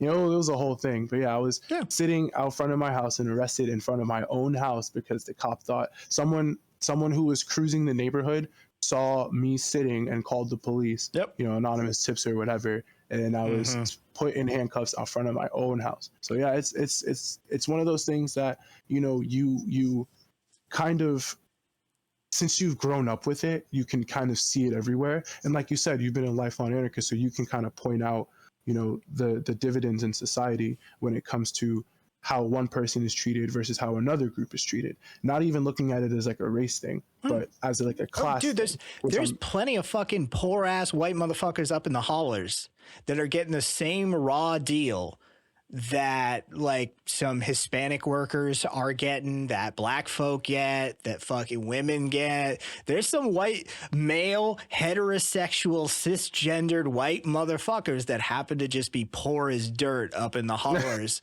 that like have no idea that they should have a bit of class consciousness and align with some of these groups that they so love to hate.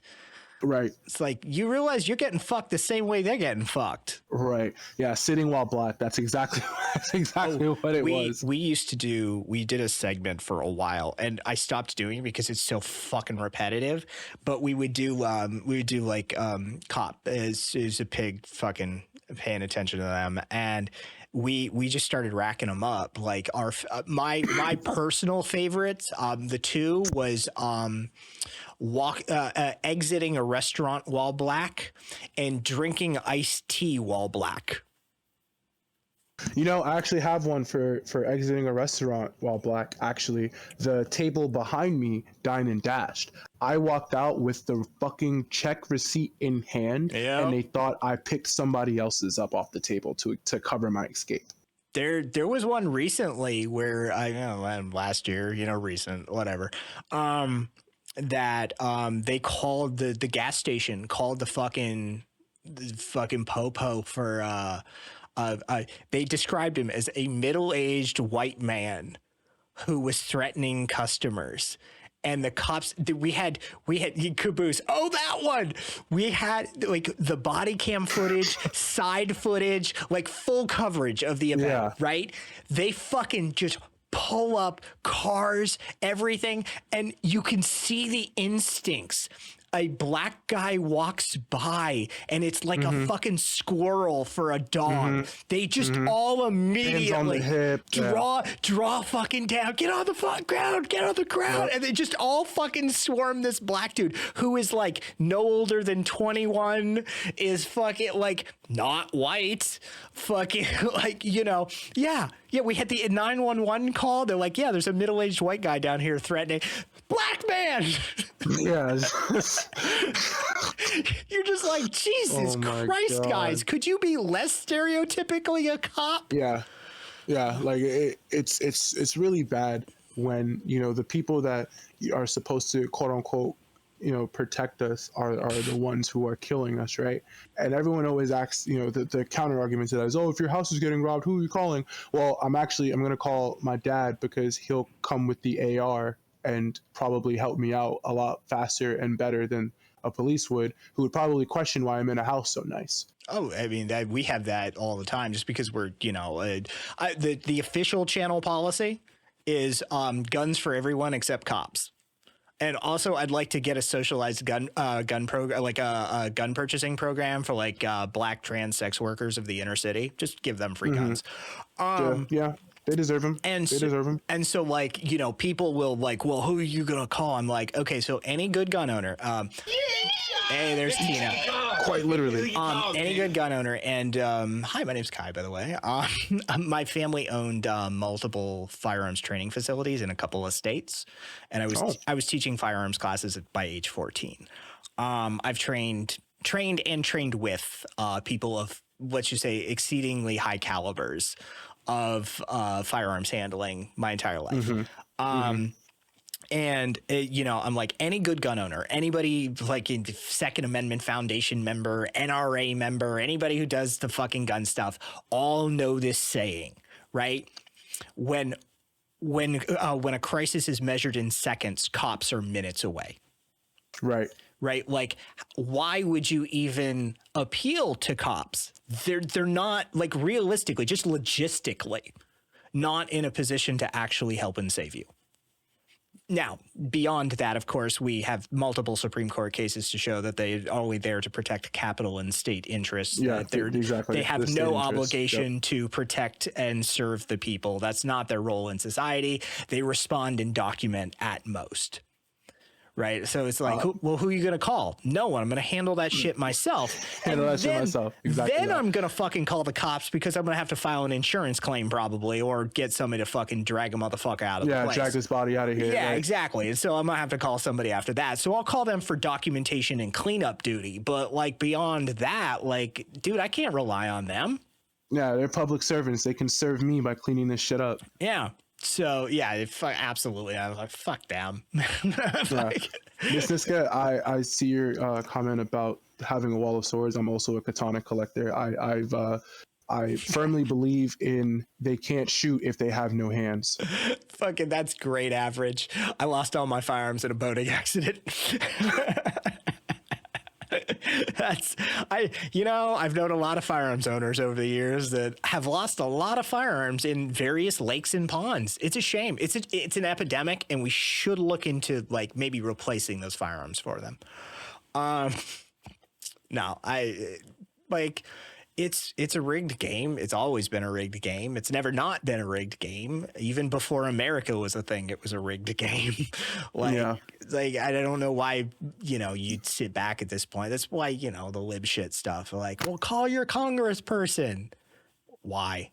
For what? Yeah, for what? I do it from time to time, just because I find it fun to yell at an intern or a voicemail from time to time and just be like, fuck is wrong with you, you feckless, ineffectual, impotent you dumbass. spineless fucking incel. Like, what's wrong with you?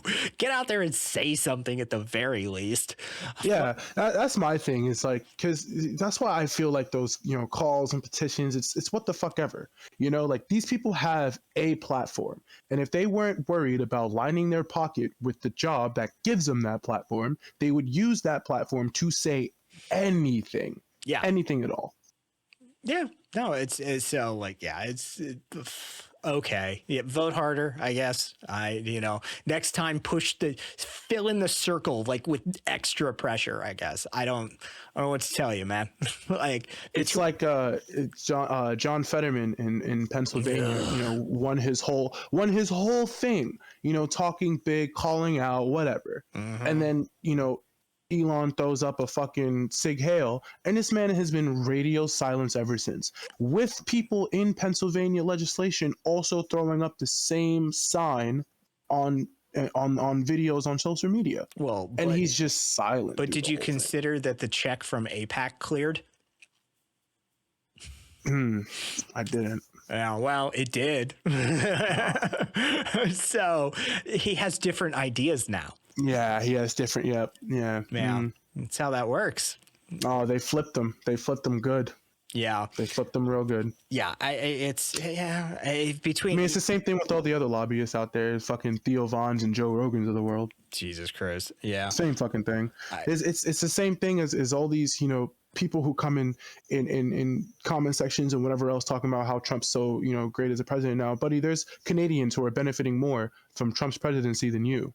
Like, they're getting paid more, people outside of this country, and you're still working the same minimum wage job. Like, you don't benefit from this. None of us do. I mean, you actually actively, voted against your best self-interest. Well, those outside of the oligarchical class and the political class don't. Right. There's a few benefiting. And I mean, obviously, like, what I mean is it's more so just like the working class middle American that actively voted against their own interests does not. I mean, benefit from voting against your own self-interest is as American as apple pie. Yeah, I was gonna say that is. It's the old Churchill fucking quote about you can always count on Americans to do the right thing after they've done literally everything else. After they've done literally everything else. Yeah. Yep. That's why I'm like, a lot of people in my communities and my like affinity groups and just Americans in general and people around the world, a lot of people are going to get hurt, right, by the rise of American fascism. But we are a country that refuses to understand that the flame is hot and has to touch the stove a couple of times. They've been trying to get fascism into this country since after World War I. I would argue it has always been here. It has never not been here. Yeah, not been here. Yeah, okay. Right? Like, I mean, we could talk about the nature of the word fascism and fucking have a semantical argument, but who gives a fuck, right? You know what I mean?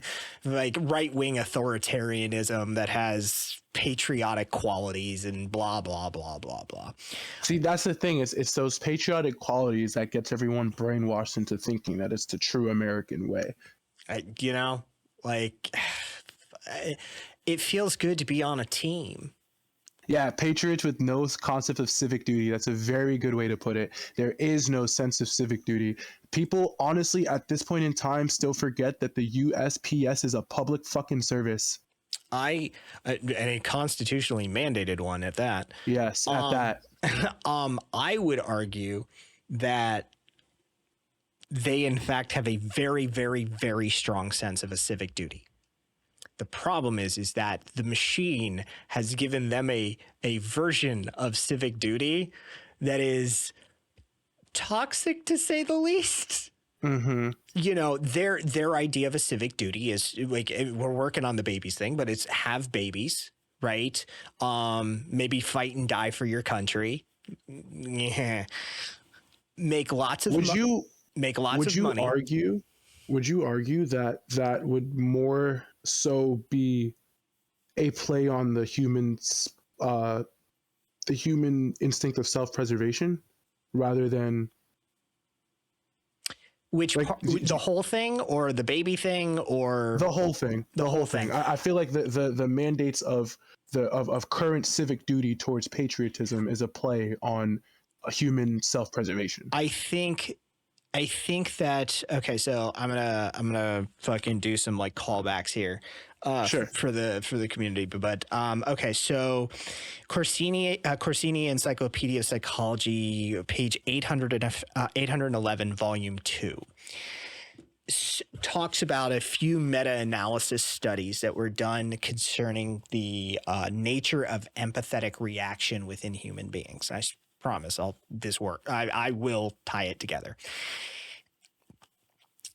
Basically, there's a few different ways to measure and look at empathy. One of them is sort of like the depth of the reaction, the strength of the reaction, right? And this is sort of built by genetics and environment and, you know, experiential data on top of like biochemical reactions in the brain, how strongly you feel things, right? But then there's this really interesting socially regulated phenomenon, and it can be best described as the circles of empathy. And so, like, there's the ones who just don't feel empathy, the sociopaths and the psychopaths of the world. They're just not, they don't feel things the same way the rest of us feel it. And then there's the people that are, okay, we're in this sort of like normally adjusted human beings, right? But the circle of empathy is very tight. It's immediate family and friends, right? If I don't know them, fuck them. Right. Then there's the ones that are sort of a community, right? It's your town, it's your city, it's your area. Then you have the larger sort of regional, right? It could be a country, it could be a part of a country, but it's a larger segment. And then there's ones who feel the global response, right? It's doesn't matter if a tsunami hits Indonesia or whatever, they feel it, man. They're like, fuck, right? What we've seemed to find is that the circles are regulated by the tonality and nature of the society itself. And so that hyper individualistic societies, or just individualistic societies, the spectrum of hyper individualistic to hyper communalistic shrinks or grows the circle of empathy. And so you can see sort of indigenous, some of the indigenous groups, like, you know, I forget which tribe in particular, you know, sent over a handful of fucking dollars to Ireland when they were going through the famine, right? This sort of response, you can see it in Southeast Asian communities, you can see it in Pacific Island communities. And then you see like, you know, something, our hyper individualistic society where people are like, fuck you, I got mine. Right. And so this circle grows and shrinks based on a variety of factors, but one of the regulating factors seems to be the tone of your society, whether it's individualistic or communalistic. And so I would say that while it does in our society play upon a self-preservation instinct very effectively, I think that if you transpose directly that same propaganda and engagement methodology into, say, like a Pacific Islander community, it would just fall flat on its face. Right. Okay. I see what you're saying. Because it's not necessarily a human instinct purely. It's the nature of how we've been conditioned. Right. And then it's derived from the culture. Yes. And then triggers that instinct. We all have that impulse. We all have that drive. We all have that instinct. But ours has been conditioned to be responsive to a particular set of stimuli versus another community's set of stimuli. Right. So in a practical sense, it's like saying, you know, immigrants are coming over and taking our jobs. So now we have to get the immigrants out because our jobs are being taken. Yes. And apparently I've been informed in chat, it was the Choctaw in 1847 while the Trail of Tears was going on that they sent money over to the Irish for the famine. Yeah. That's the sort of depth and distance of empathy that I'm talking about at one end versus the other. Right. Thank you, Magus. Yeah, I think it's due to that societal conditioning that we could point to that is triggering that response, that it gets people to push the fucking buttons, right? And yeah, how we deal with that, man, that's oh God, I'm about to use a turn of phrase that's very, very loaded. That's a cultural revolution. Yeah. Yeah, I could see why. Yeah, loaded, because what is the culture? You know, I mean, at this point in time, what is the culture? I just invoked Mao. So, Yeah. like, I mean, I might as well have the little red book with me while I'm doing it. Honest, hey, it'd be about the same as what's going on inside that big White House right now. Yeah. So, I mean, that's what we'd be talking about is a cultural revolution. We'd be talking about the very nature of the American human needs to change. The soul needs to change. Whatever that means to a person, that thing needs to change. And so where does that change start? I think that given the nature of Americans, from what I've observed in my lifetime, and I'm coming up on a half a century, we'll give me 40, give me a few years just for, figuring out where my dick was at first. Right. But that's why I say we as a community and as anarchists, like, look, anarchists, what we're doing is building we're expanding our affinity networks and building dual power structures and trying to insulate our community from the impacts of this as best we can. So don't get me don't get me wrong when I say what I'm gonna say. It's we're doing this actively. We always have been. I have a piece on YouTube called "Welcome Back to Work," which is after Monday after the election, and I'm like, people are feeling dejected. I'm like, why? This is where we thrive. This is literally the ground in which we grow plants. Welcome back to work, motherfuckers. Get to it. Right. Like, don't be sad. Be happy. As an anarchist, this is exactly what we wait for. So we've always been doing that. We continue to do that, but we're waiting for it to get worse. That's what we need. We need Americans to wake up and eggs be fucking $97. We need gas to be unaffordable. We need healthcare to be unaffordable. We need the billionaires to be laughing in your face with their dicks out while they do it, and to be so apparent, so obvious that it isn't your Mexican neighbor, that it isn't that friendly black man who's the janitor at your job that you count as your one black friend, right? Like, we need it to be so bloody obvious who's dicking you without any fucking lube that eventually even the most privileged, uneducated, unobvious, dim-witted fucking American can look at the landscape and go, oh yeah, it's them. That's who's fucking me over. Of course, it's the political class and the capitalist class. It's all the rich douchebags. That's who's fucking me over, obviously. So earlier tonight, I brought up the Cuban blockade and their blackout. The reason as to why I brought that up earlier, I didn't get to finish my point when typing, but there was a segment of Trump talking about how we don't need the current U.S. power grid. Sure. And there was another piece from another political advisor. I think he was talking on CNN about it. I can try and find the clip and send it to you. But he was basically saying that, yes, they do have the ability to turn off the national power grid, which means no more electricity, no more heat, no more water, no more gas, right? And in that point in time, he is saying that at that point, it would be too late to do or stop any of the current or progressive changes that they have in store. And he was talking about it as if not only was it a feasible thing to happen, but it is a thing that in the future would happen. So in that sense, in a situation like that, who do you feel like leads the push? Elaborate further before I answer. So once the blackout, a theoretical blackout happens, right? So at this point in time, America has no connection, no cable, no TV, none of that, right? How do you organize in a sense that gathers a nation to, like, who's going to lead that push to gather and organize a nation that cannot reach each other at that point in time? Ooh, okay. So I'll be appropriately crude. Let me see if I can also find the video towards what I'm talking about as well while you're explaining. That kind of makes my dick hard. Because it would force people to start organizing the way it's supposed to be done at a direct communal level. Federation of communal organization can absolutely be structured and implemented using anarchist methodologies and various cybernetic theories as far as distributed topologies go. That's fine.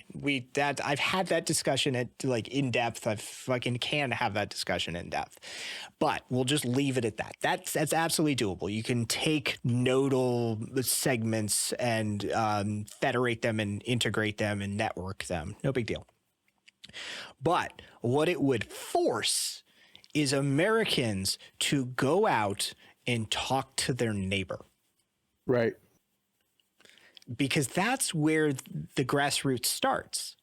And when I talk to people, like literally organizer activist 101 stuff that I get people on air and we talk about stuff. And it's like, imagine you're living in an apartment complex. Dude across the hall, you get together and you're like, dude, this shit is fucked, isn't it? Right? Like this shit is fucked. We're getting screwed. Like that toilet paper shit during COVID was insane. Yeah. Like what about like what happens if the water goes out in this apartment complex? Like what do we do? You know what? You and I could like get together and like, dude, every week, like we just haul up a couple of fucking extra bottles of water and like we'll stash them in our apartments. You're creating a mutual aid network. That's what you're doing. You're creating a mutual aid network. Congratulations. You have created it. You recognized your affinity group, dude across the hall you get along with, and is in some way, shape, or form, like, you know, shares your survival, interest in survival. And you're building a mutual aid network. We both have water, and if one of us fucking needs it, or hey, I'll do the water, and like you could get some rice or something, right? Like can we grow some herbs or something in our apartments? Like how does this fucking work? And now the guy fucking in 3B next to you sees that like, why are you guys always like hauling up like every week? I see you with like a bag of rice or some water. Oh, like, okay, so that's what we're doing. Like, oh shit, dude. What if I get the beans? Yeah, we could just get like we go in on a fucking Costco club membership. The three of us will just split the cost, and I'll get the beans. Congratulations! Welcome to how a mutual aid network is built. Right? This is the basic brass tacks, ground level, grassroots networking 101 class. Right? You can implement this at a cul-de-sac level. You can implement this in an apartment complex. You can do this however, wherever. But it's about that shared network of resources to create resiliency within that network space.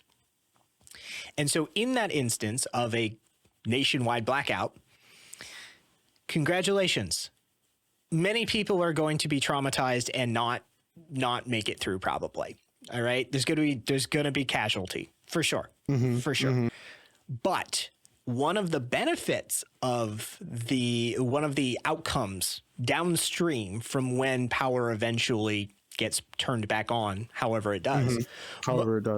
Motherfuckers are not going to forget that lesson. Right? Like motherfuckers are going to remember. They could be walking around. They're like, dude, we were without power for 3 months. We were out power for 12 months. This country fucking was brought to its knees. I ain't going through that shit again. I'm putting solar panels on my fucking roof. I'm gonna get a fucking gas generator on the side of the house. I ain't ever trusting this bullshit system again. Fucking me and my neighbors, like, yo, yeah, we got food growing because we started immediately. We started tilling soil and fucking like, yeah, oh yeah. No, that would force Americans to actually confront the fragile nature of everything. So yeah, a lot of motherfuckers are gonna get got in that scenario. Right. It ain't gonna be Right. pretty. It's not going to be pretty, but it's something that has to happen. I But understand. Yeah, that makes sense. if it happens, if it does, then there's gonna be some lessons learned.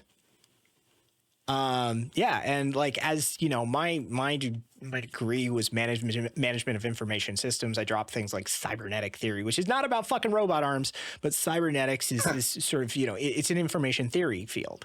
It incorporates a whole bunch of stuff, but network topologies or topological studies is one of those areas. And so things like a centralized, decentralized, decentralized, and distributed network topology is firmly within our field. And as anarchists, I come at it from that way. You know, it's like, oh yeah, that's how, like, Food Not Bombs is feeding people every day around the world in 100+ countries.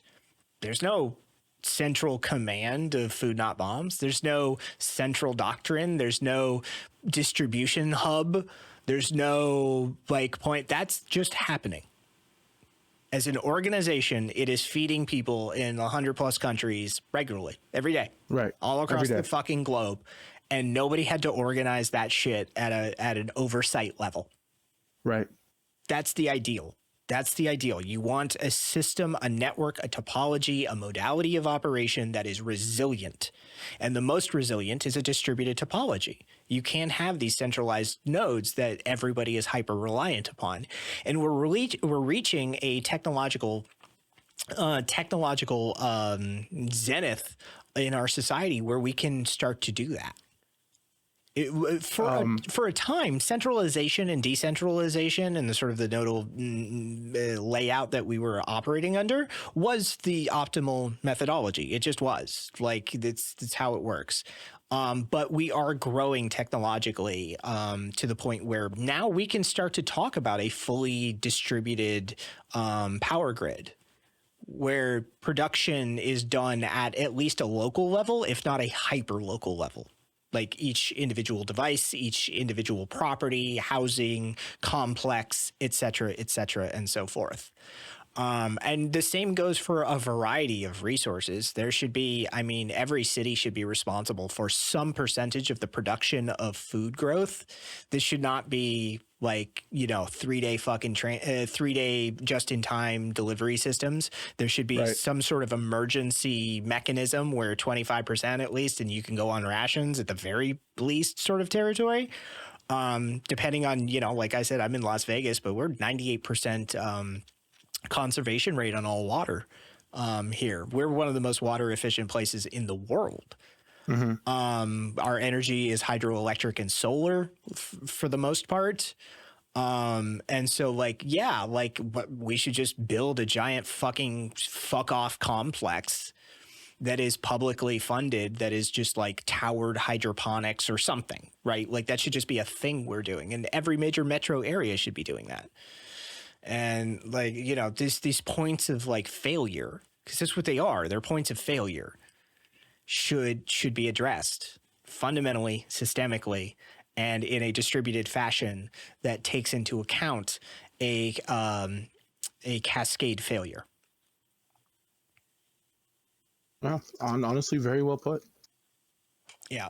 I also did find the video that I was referencing. Oh, is it the TikTok link I saw? Yes. I know. I'm sorry, but that was the only place that I could find it. I'm judging you now. I don't have a TikTok account. Okay. All right.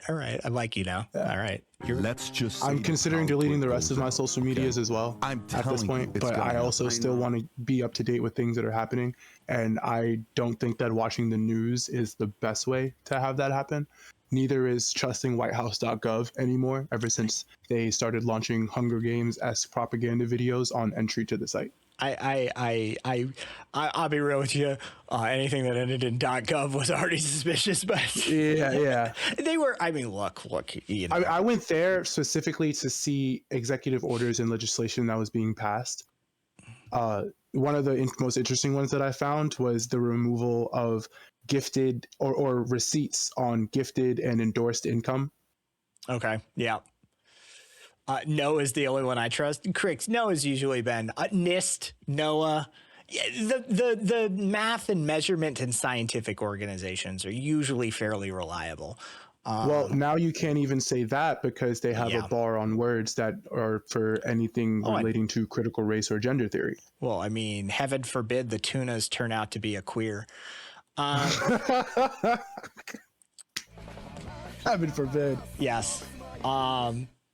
Yeah, no, it's at this point, it's just sort of like I said, we're just plenty of people in this community, people beyond that we talk to. We're just waiting, man. Like we're, I mean, we're not passively waiting, but we're just waiting because that's Americans need to learn this lesson. And, I mean, I'm not 100% sure they will. I live in Vegas. All right. I'm not putting any bets down.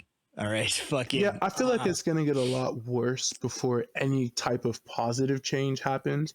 I feel like, unfortunately, there has to be a lot more rights essentially taken away and a lot more scrutiny put onto minority groups before anything is noticed as far as a change. I mean, like we're in the post World War I Hitler rise right now. This is the part where the country doesn't see what's happening. I mean, we built a 30,000 person wing in Guantanamo Bay, and no one thought that was suspicious. You mean America's Dachau? Yeah, literally. That's what I'm referring to. I've stopped calling it Gitmo, and I'm just calling it America's Dachau.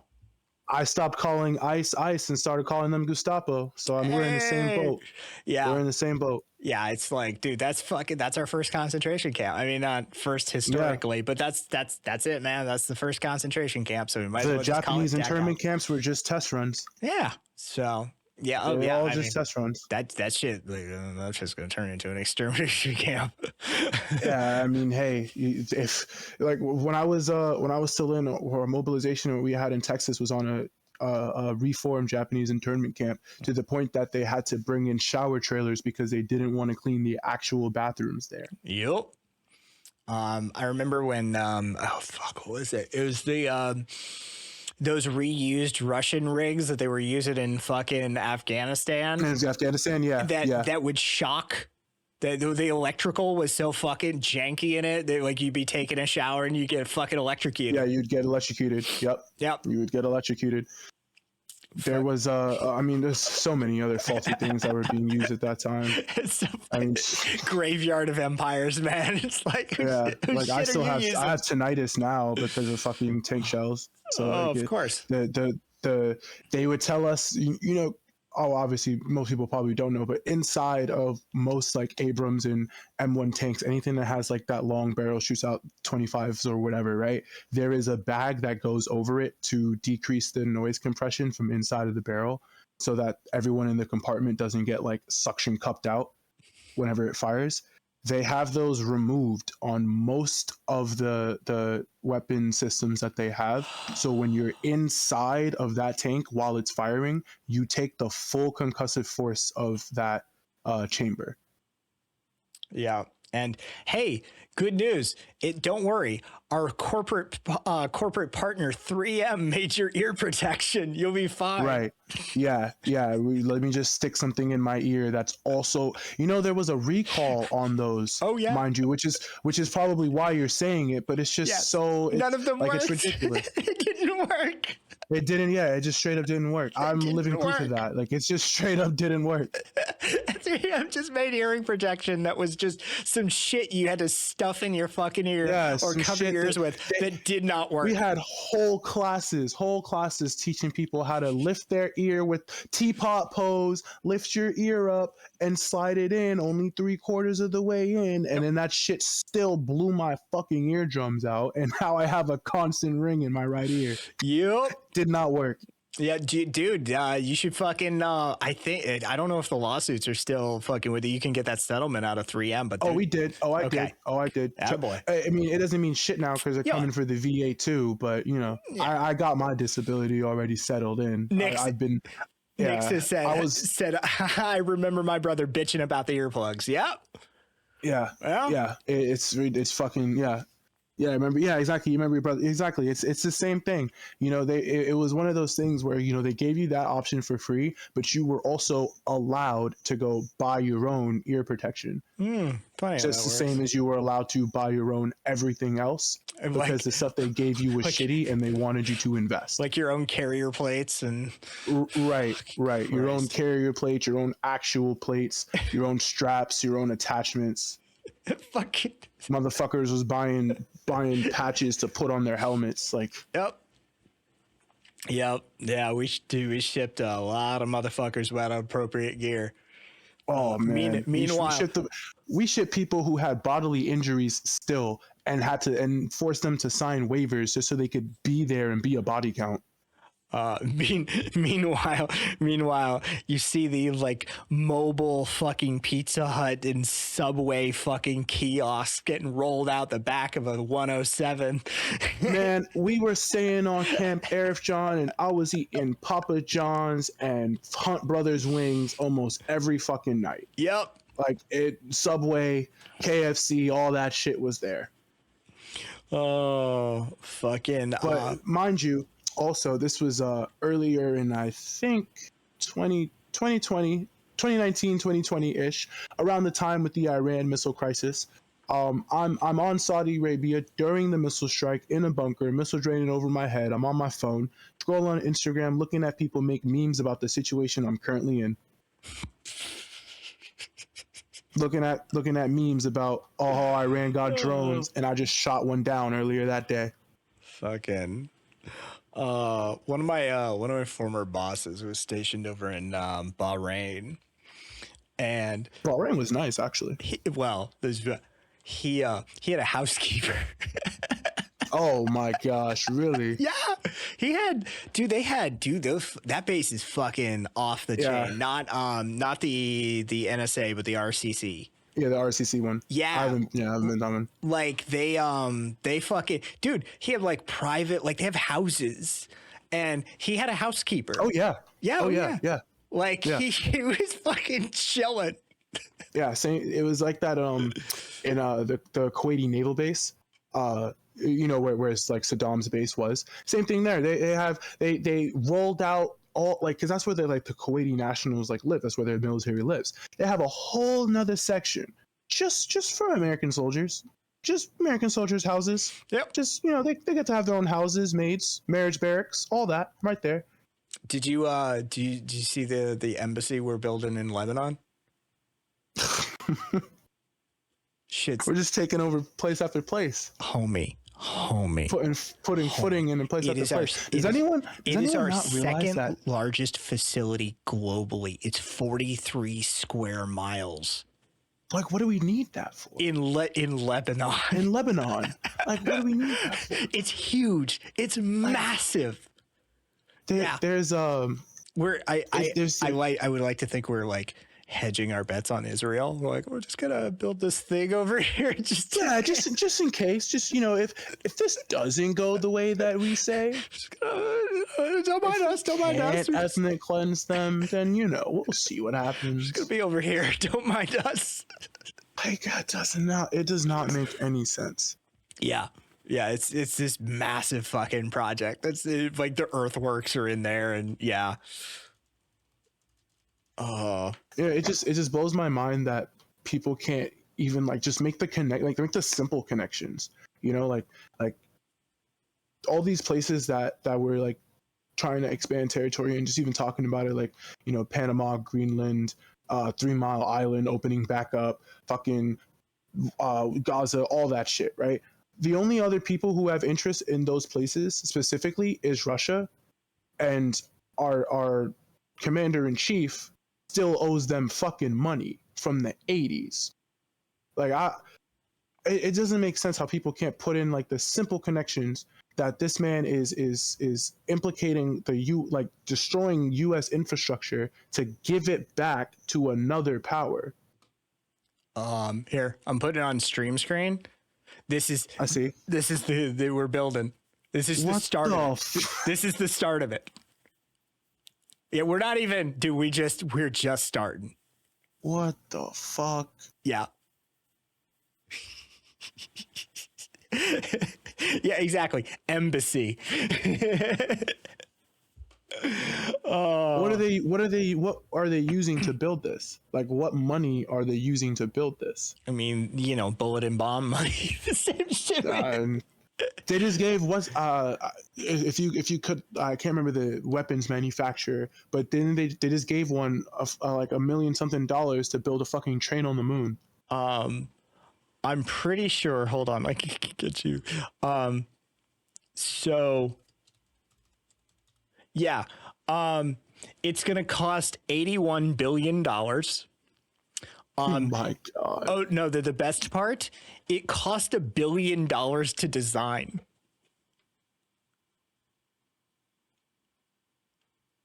Well, I guess I'm not getting Social Security anymore. So this is probably exactly where it went to. Our federal reserves are being used to fucking build nuclear reactors and embassies in places we have no business being. $82 million on this project is insane. Billion. Sorry, excuse me. Excuse me for thinking like a middle class. My fault. That's pennies. It has everything. It has everything. If you can think of an amenity, it will have it. Heated seats, movie theater, and a basketball court? Hell yeah. Oh yeah, for sure.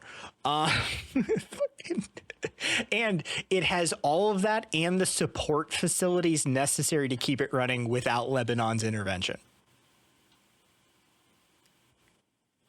Wouldn't that mean we're just taking resources from that country? Like, wouldn't that mean we? Yeah. Yeah. Wouldn't that just mean if we're on that land, doesn't that mean we're just using that country's natural resources for our own? Are we like sending over like electricity from, like, is there like a fucking extension cord going from the White House to? So this is probably going to be similar to the embassy that we have in the Green Zone in Iraq. And they have on-site energy production so I know that they've got the massive power production facilities that are on books, but I have long suspected that they run a nuclear reactor there. Right. I would assume the same for this. Yeah, I would assume the same for this, right? Yeah. How close is that? How close is it to 3 Mile Island? I'm not sure how close that is. This by the way is 8 miles from the center of Beirut. And everybody, just so everybody knows, the population of Lebanon that needs our second largest facility internationally is 6 million people. This is our embassy. This is our outpost that handles visas and like citizenry problems and transfers and allocations. This embassy is in a country of 6 million people. So, yeah. Wow. Yeah, one of my favorite things to bring up with the fucking the flag wavers and stuff is always like, how would you feel if there was like a Spanish or a Mexican military base down the street from you? Down the street from you. Yeah. Like how would you feel? And they're like, fuck that. And it's like, yeah. Do you realize we have one basically down every street from everyone? Yeah, like everywhere. Night, sweethearts. Yeah, it's fucked, man. It's absolutely fucked. If you want to find out some more, you can find out more at the Lebanon U.S. Embassy page. They have a project page for this. Jesus. And you could see that it's let's just go to dark mode here. It has a chancery, representational and staff housing, facilities for the community and associated support facilities. The buildings themselves will be 93,000 square meters. It's they're envisioning and I quote this, compact village that accommodates diverse functions in a flexible framework of forms that we're just colonizing. that become an extension of the existing landscape, plains, and terraces. Yeah, we're just colonizing, straight up. Yeah, we're just colonizing. We're just moving in. What's up, neighbors? High-performing interiors start with intelligent planning strategies that seek to create sustainable solutions for office environments, right? Lighting controls maximize the effective use of lighting, preventing unnecessary energy expenditures. Solar adaptive shades increase energy reduction. Sound masking so you don't hear the bombs and bullets. Yeah, you don't hear the bombs. Like, what the fuck? Yeah.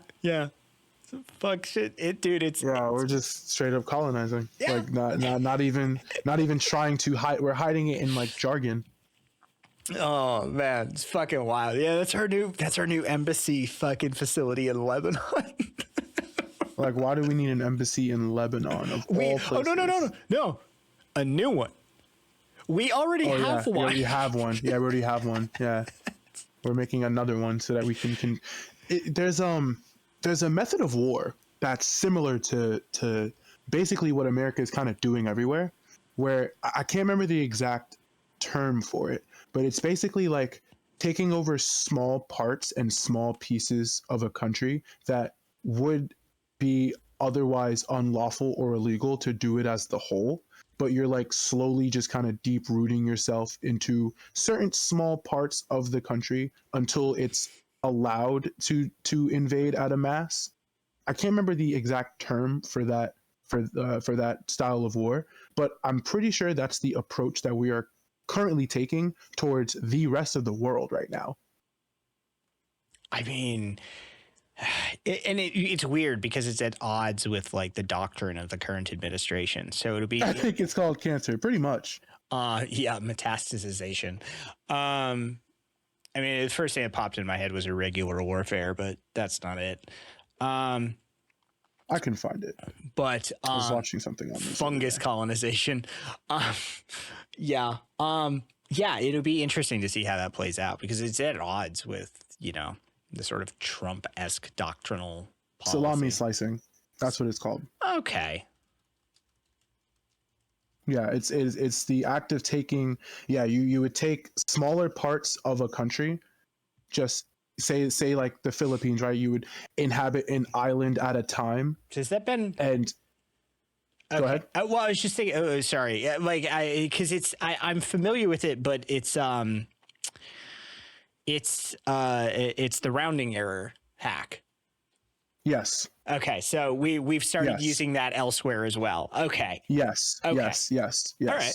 Yes. That makes sense. And you can see it because like it is obviously like a full blown play on trying to colonize just the smallest parts as we can take the whole.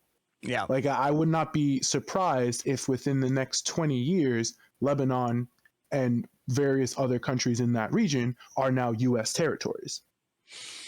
Yeah, we'll just maintain military bases. Territories, we have like legal responsibilities for and stuff. But see, that's the thing is that if, in the grandiose idea of it, right?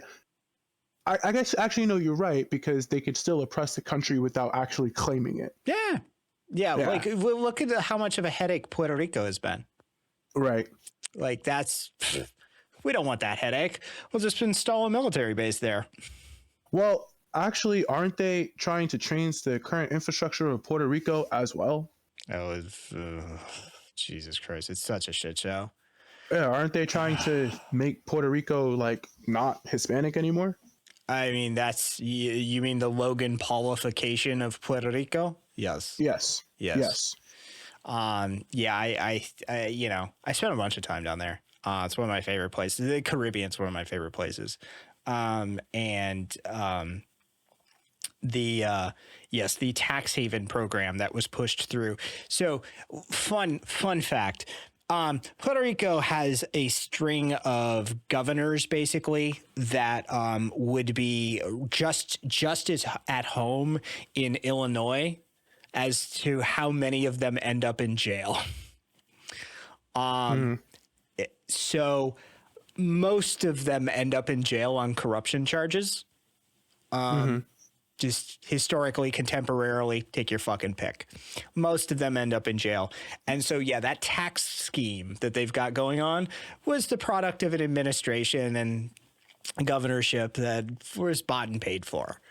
Right. And so, yeah, now what you have is douchebags like fucking Logan Paul showing up, and Justin Timberlake and fucking whoever else is down there. I think Timberlake may be over in the Bahamas. Either way. Yeah, he's in the Bahamas. He favors the black community. Yeah. So he, like you have the crypto bros have definitely flocked to Puerto Rico. It's fucking ridiculous. But like, yeah, you have the, like, we don't have to pay tax because we bought real estate here. Right. Grift going on the there. equity portion of it. And so, yeah, it's always been that way, man. You go down in just New San Juan, and you go down to the ocean front, and as you're walking down from like the barrio, you cross a road, and you like, I'm not even joking, it's 12-foot high walls with fucking like razor wire and spikes and shit on the top of the walls. I'm sure. Yeah. And you're just like, oh, found the gringos. Like that's just 100%. And when I was down there right after the fucking hurricane, like straight up, it was the best time I've ever had down there. All the white people left. I'm sure it was great. It was fucking God forbid great, a natural disaster and they actually need to do something about it. Yeah, exactly. Like, so I was down there and fucking, while fucking crews were cutting lines, and, I'm just hanging out with the locals, man. That's what I was doing. I'm like, hey, fucking drinks are on me. Fucking, let's get some fucking, barbacoa up in this bitch. Let's do this. Let's hang, right? Don't they pay taxes and can't vote? Sorry to cut you off. No, it's absolutely. Yeah. They're fucked. Yeah. They're fucked. Yeah. That just thought just went across my head. Like, they pay taxes. If you really want to ingratiate yourself with some Puerto Ricans and you're hanging out, especially in Puerto Rico, bring up the Jones Act. The Jones Act is basically, we were concerned about fucking communist and it's always some fucking Red Scare and this goes back even further. It's always some enemy bullshit, right? Yeah. We were worried about collaborators and nonsense. And so the Jones Act dictates that Puerto Rico cannot take direct receipt of any shipped goods. They have to come up to the port of Long Island and then get offloaded, reloaded, and shipped back down to Puerto Rico. Wow. And so the cost of anything is so insane in Puerto Rico as a result of that. Yeah. Right? Yeah. Island costs are already absurd, right? But to have to indirectly ship, then reship. Yeah, then reship, so you're paying for shipping twice. Yeah. This shit is still enacted. It's still pissing them off, and it's a great way to ingratiate yourself. Immediately, you just fuck that Jones Act bullshit, and they like it's a shibboleth. They're like, oh, what's up? You know how we're getting. Yeah, fucked. What's up, right? Yeah, all right, cool. Let's talk. Yeah, it's a gorgeous island. It's a gorgeous part of the world, and holy fucking shit, have we fucked it up nonstop. I wanted to actually, if I was able to at one point, there's a tiny little island off of Puerto Rico that is paradise on earth, except for the fact that the background cancer and heart disease rates are 12 times the population. I'm sure it has nothing to do with the fact that the United States Navy used it as a weapons testing ground and fuel dumping location. Quite literally, yes. For decades and decades and decades. It's like when people talk about Haiti and the Haiti Revolution and the fact that they had to pay reparations to France for wanting their own independence, while we also pillaged them for natural resources, and then tried to put in a regime leader who got offed, and then again, that's supposed to be Haiti's fault. It's the same rhetoric. It's the same rhetoric everywhere else. Yeah. Yeah. Average Vieques is the actual island. And yeah, gorgeous island. Perfect. Except for the fact that it's poison. Yeah. Yeah. It's, there was a I think it's that same crazy religious bitch who said this, but in talking about never placing or decapitating regimes in other countries when America has 67 confirmed under its belt already. Yeah, I have somewhere around here Killing Hope by William Bloom that goes That's a good one. Yeah. Yeah, that's a good book. Yeah.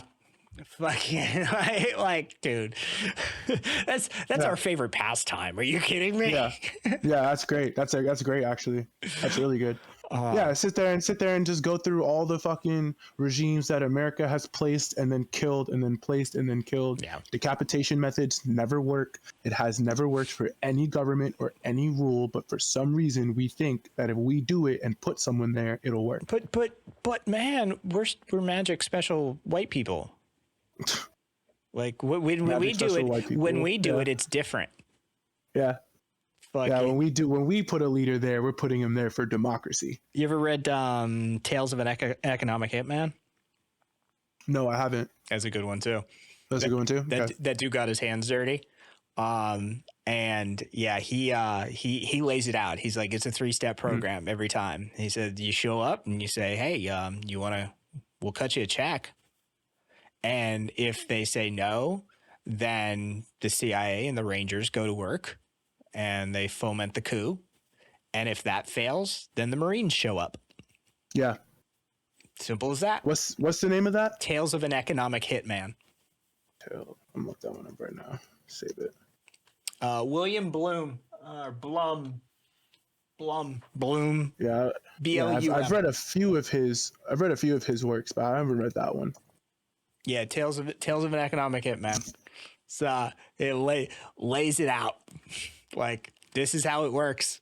We show up with a check. If they don't take the check, or if they stop taking the checks, this is just usually the case, then we show up with a fucking, the intelligence division and the guys who work behind lines, and we go to work. And if that fails, well, we've got the Marines still. Exactly. Yeah, we got the Marines to just send in.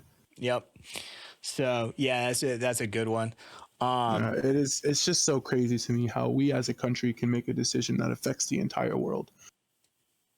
That is the nature of the hegemonic enterprise of being the imperial core.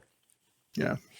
Not for climate long. change denier decides to bring back plastic, not knowing it's going to fuck up the infrastructure and geometric planes of pretty much everywhere else, because we are slowly crumbling this planet into inhabitants at the same time as all these tech billionaires are literally trying to leave Earth. And it bothers no one. No one can think critically enough about why these billionaires are trying to colonize Mars and colonize the moon while also denying climate change. Do you know the story of Thomas Midgley Jr.? I've heard the name before, but I'm not completely familiar. It's one of my favorite stories. So he was a chemical engineer, and brilliant chemical engineer, by any stretch of the definition. So he worked at General Motors, and they had a problem. Engine knocking in internal combustion engines, right? It's a problem. So he comes up with this compound, TEL, tetraethyl lead. And this is the additive that goes into gasoline to stop engine knocking. This is the start of leaded gasoline. Yeah, loaded gasoline. Yep. Okay. He was convinced that it was safe. He would give demonstrations in which he'd like dunk his hands into this stuff. He ended up with lead poisoning, Yes. of course, as you do. As one would. Naturally. And so he switches. He takes a sabbatical. He moves to like, I think it was Florida, Miami, something like that. And he switches sort of industries after he's done. He decides he's going to address a problem. So still working for General Motors. At that time, they had a division that was part of General Motors called Frigidaire. Now, refrigerants in this country were very dangerous because we used pressurized ammonia for early refrigerators. And if it leaked, that was a problem. Mm-hmm. And so he decided that you have to come up with some sort of safer compound that's not going to kill a person, that's not going to be flammable, that's not going to fucking flash on them, that sort of thing. And so he comes up with a group of compounds that we would come to know as chlorofluorocarbons, or CFCs. Thomas Midgley, in an effort to improve the engine performance and to make refrigerators safe, single-handedly coated this country's atmosphere in lead, potentially creating the baby boomers as we know it, and then drilled a hole into the ozone layer using CFCs. Yep. Thomas Midgley Jr. Started it all right there. One guy. One fucking guy. One chemical engineer. 1 second. I'm gonna run to the bathroom and come back. Actually, I'm gonna call it here. I need to eat. Oh, okay. That's even better. Dude, great conversation, honestly. It has been lovely. Hang out in community, come into VCs, dude. We're active all the time. I'm very interested in continuing this. I like this conversation. I like the open-mindedness and the new perspectives that I've learned from this. And I appreciate everyone in this community for also keeping that same open mind. So I know there's like VC happening right now. So if you want to drop in like after you go piss, man, handle your business. Yeah. It's been lovely talking to you. Shall I continue to refer to you as Squilliam? Yes. Okay. Yes, that would be the best. Okay. Yes. No worries. Thank you for that. I appreciate that. And I appreciate everyone here. Thank you, guys. Yeah. Till next time, man. Absolutely. Have a good night.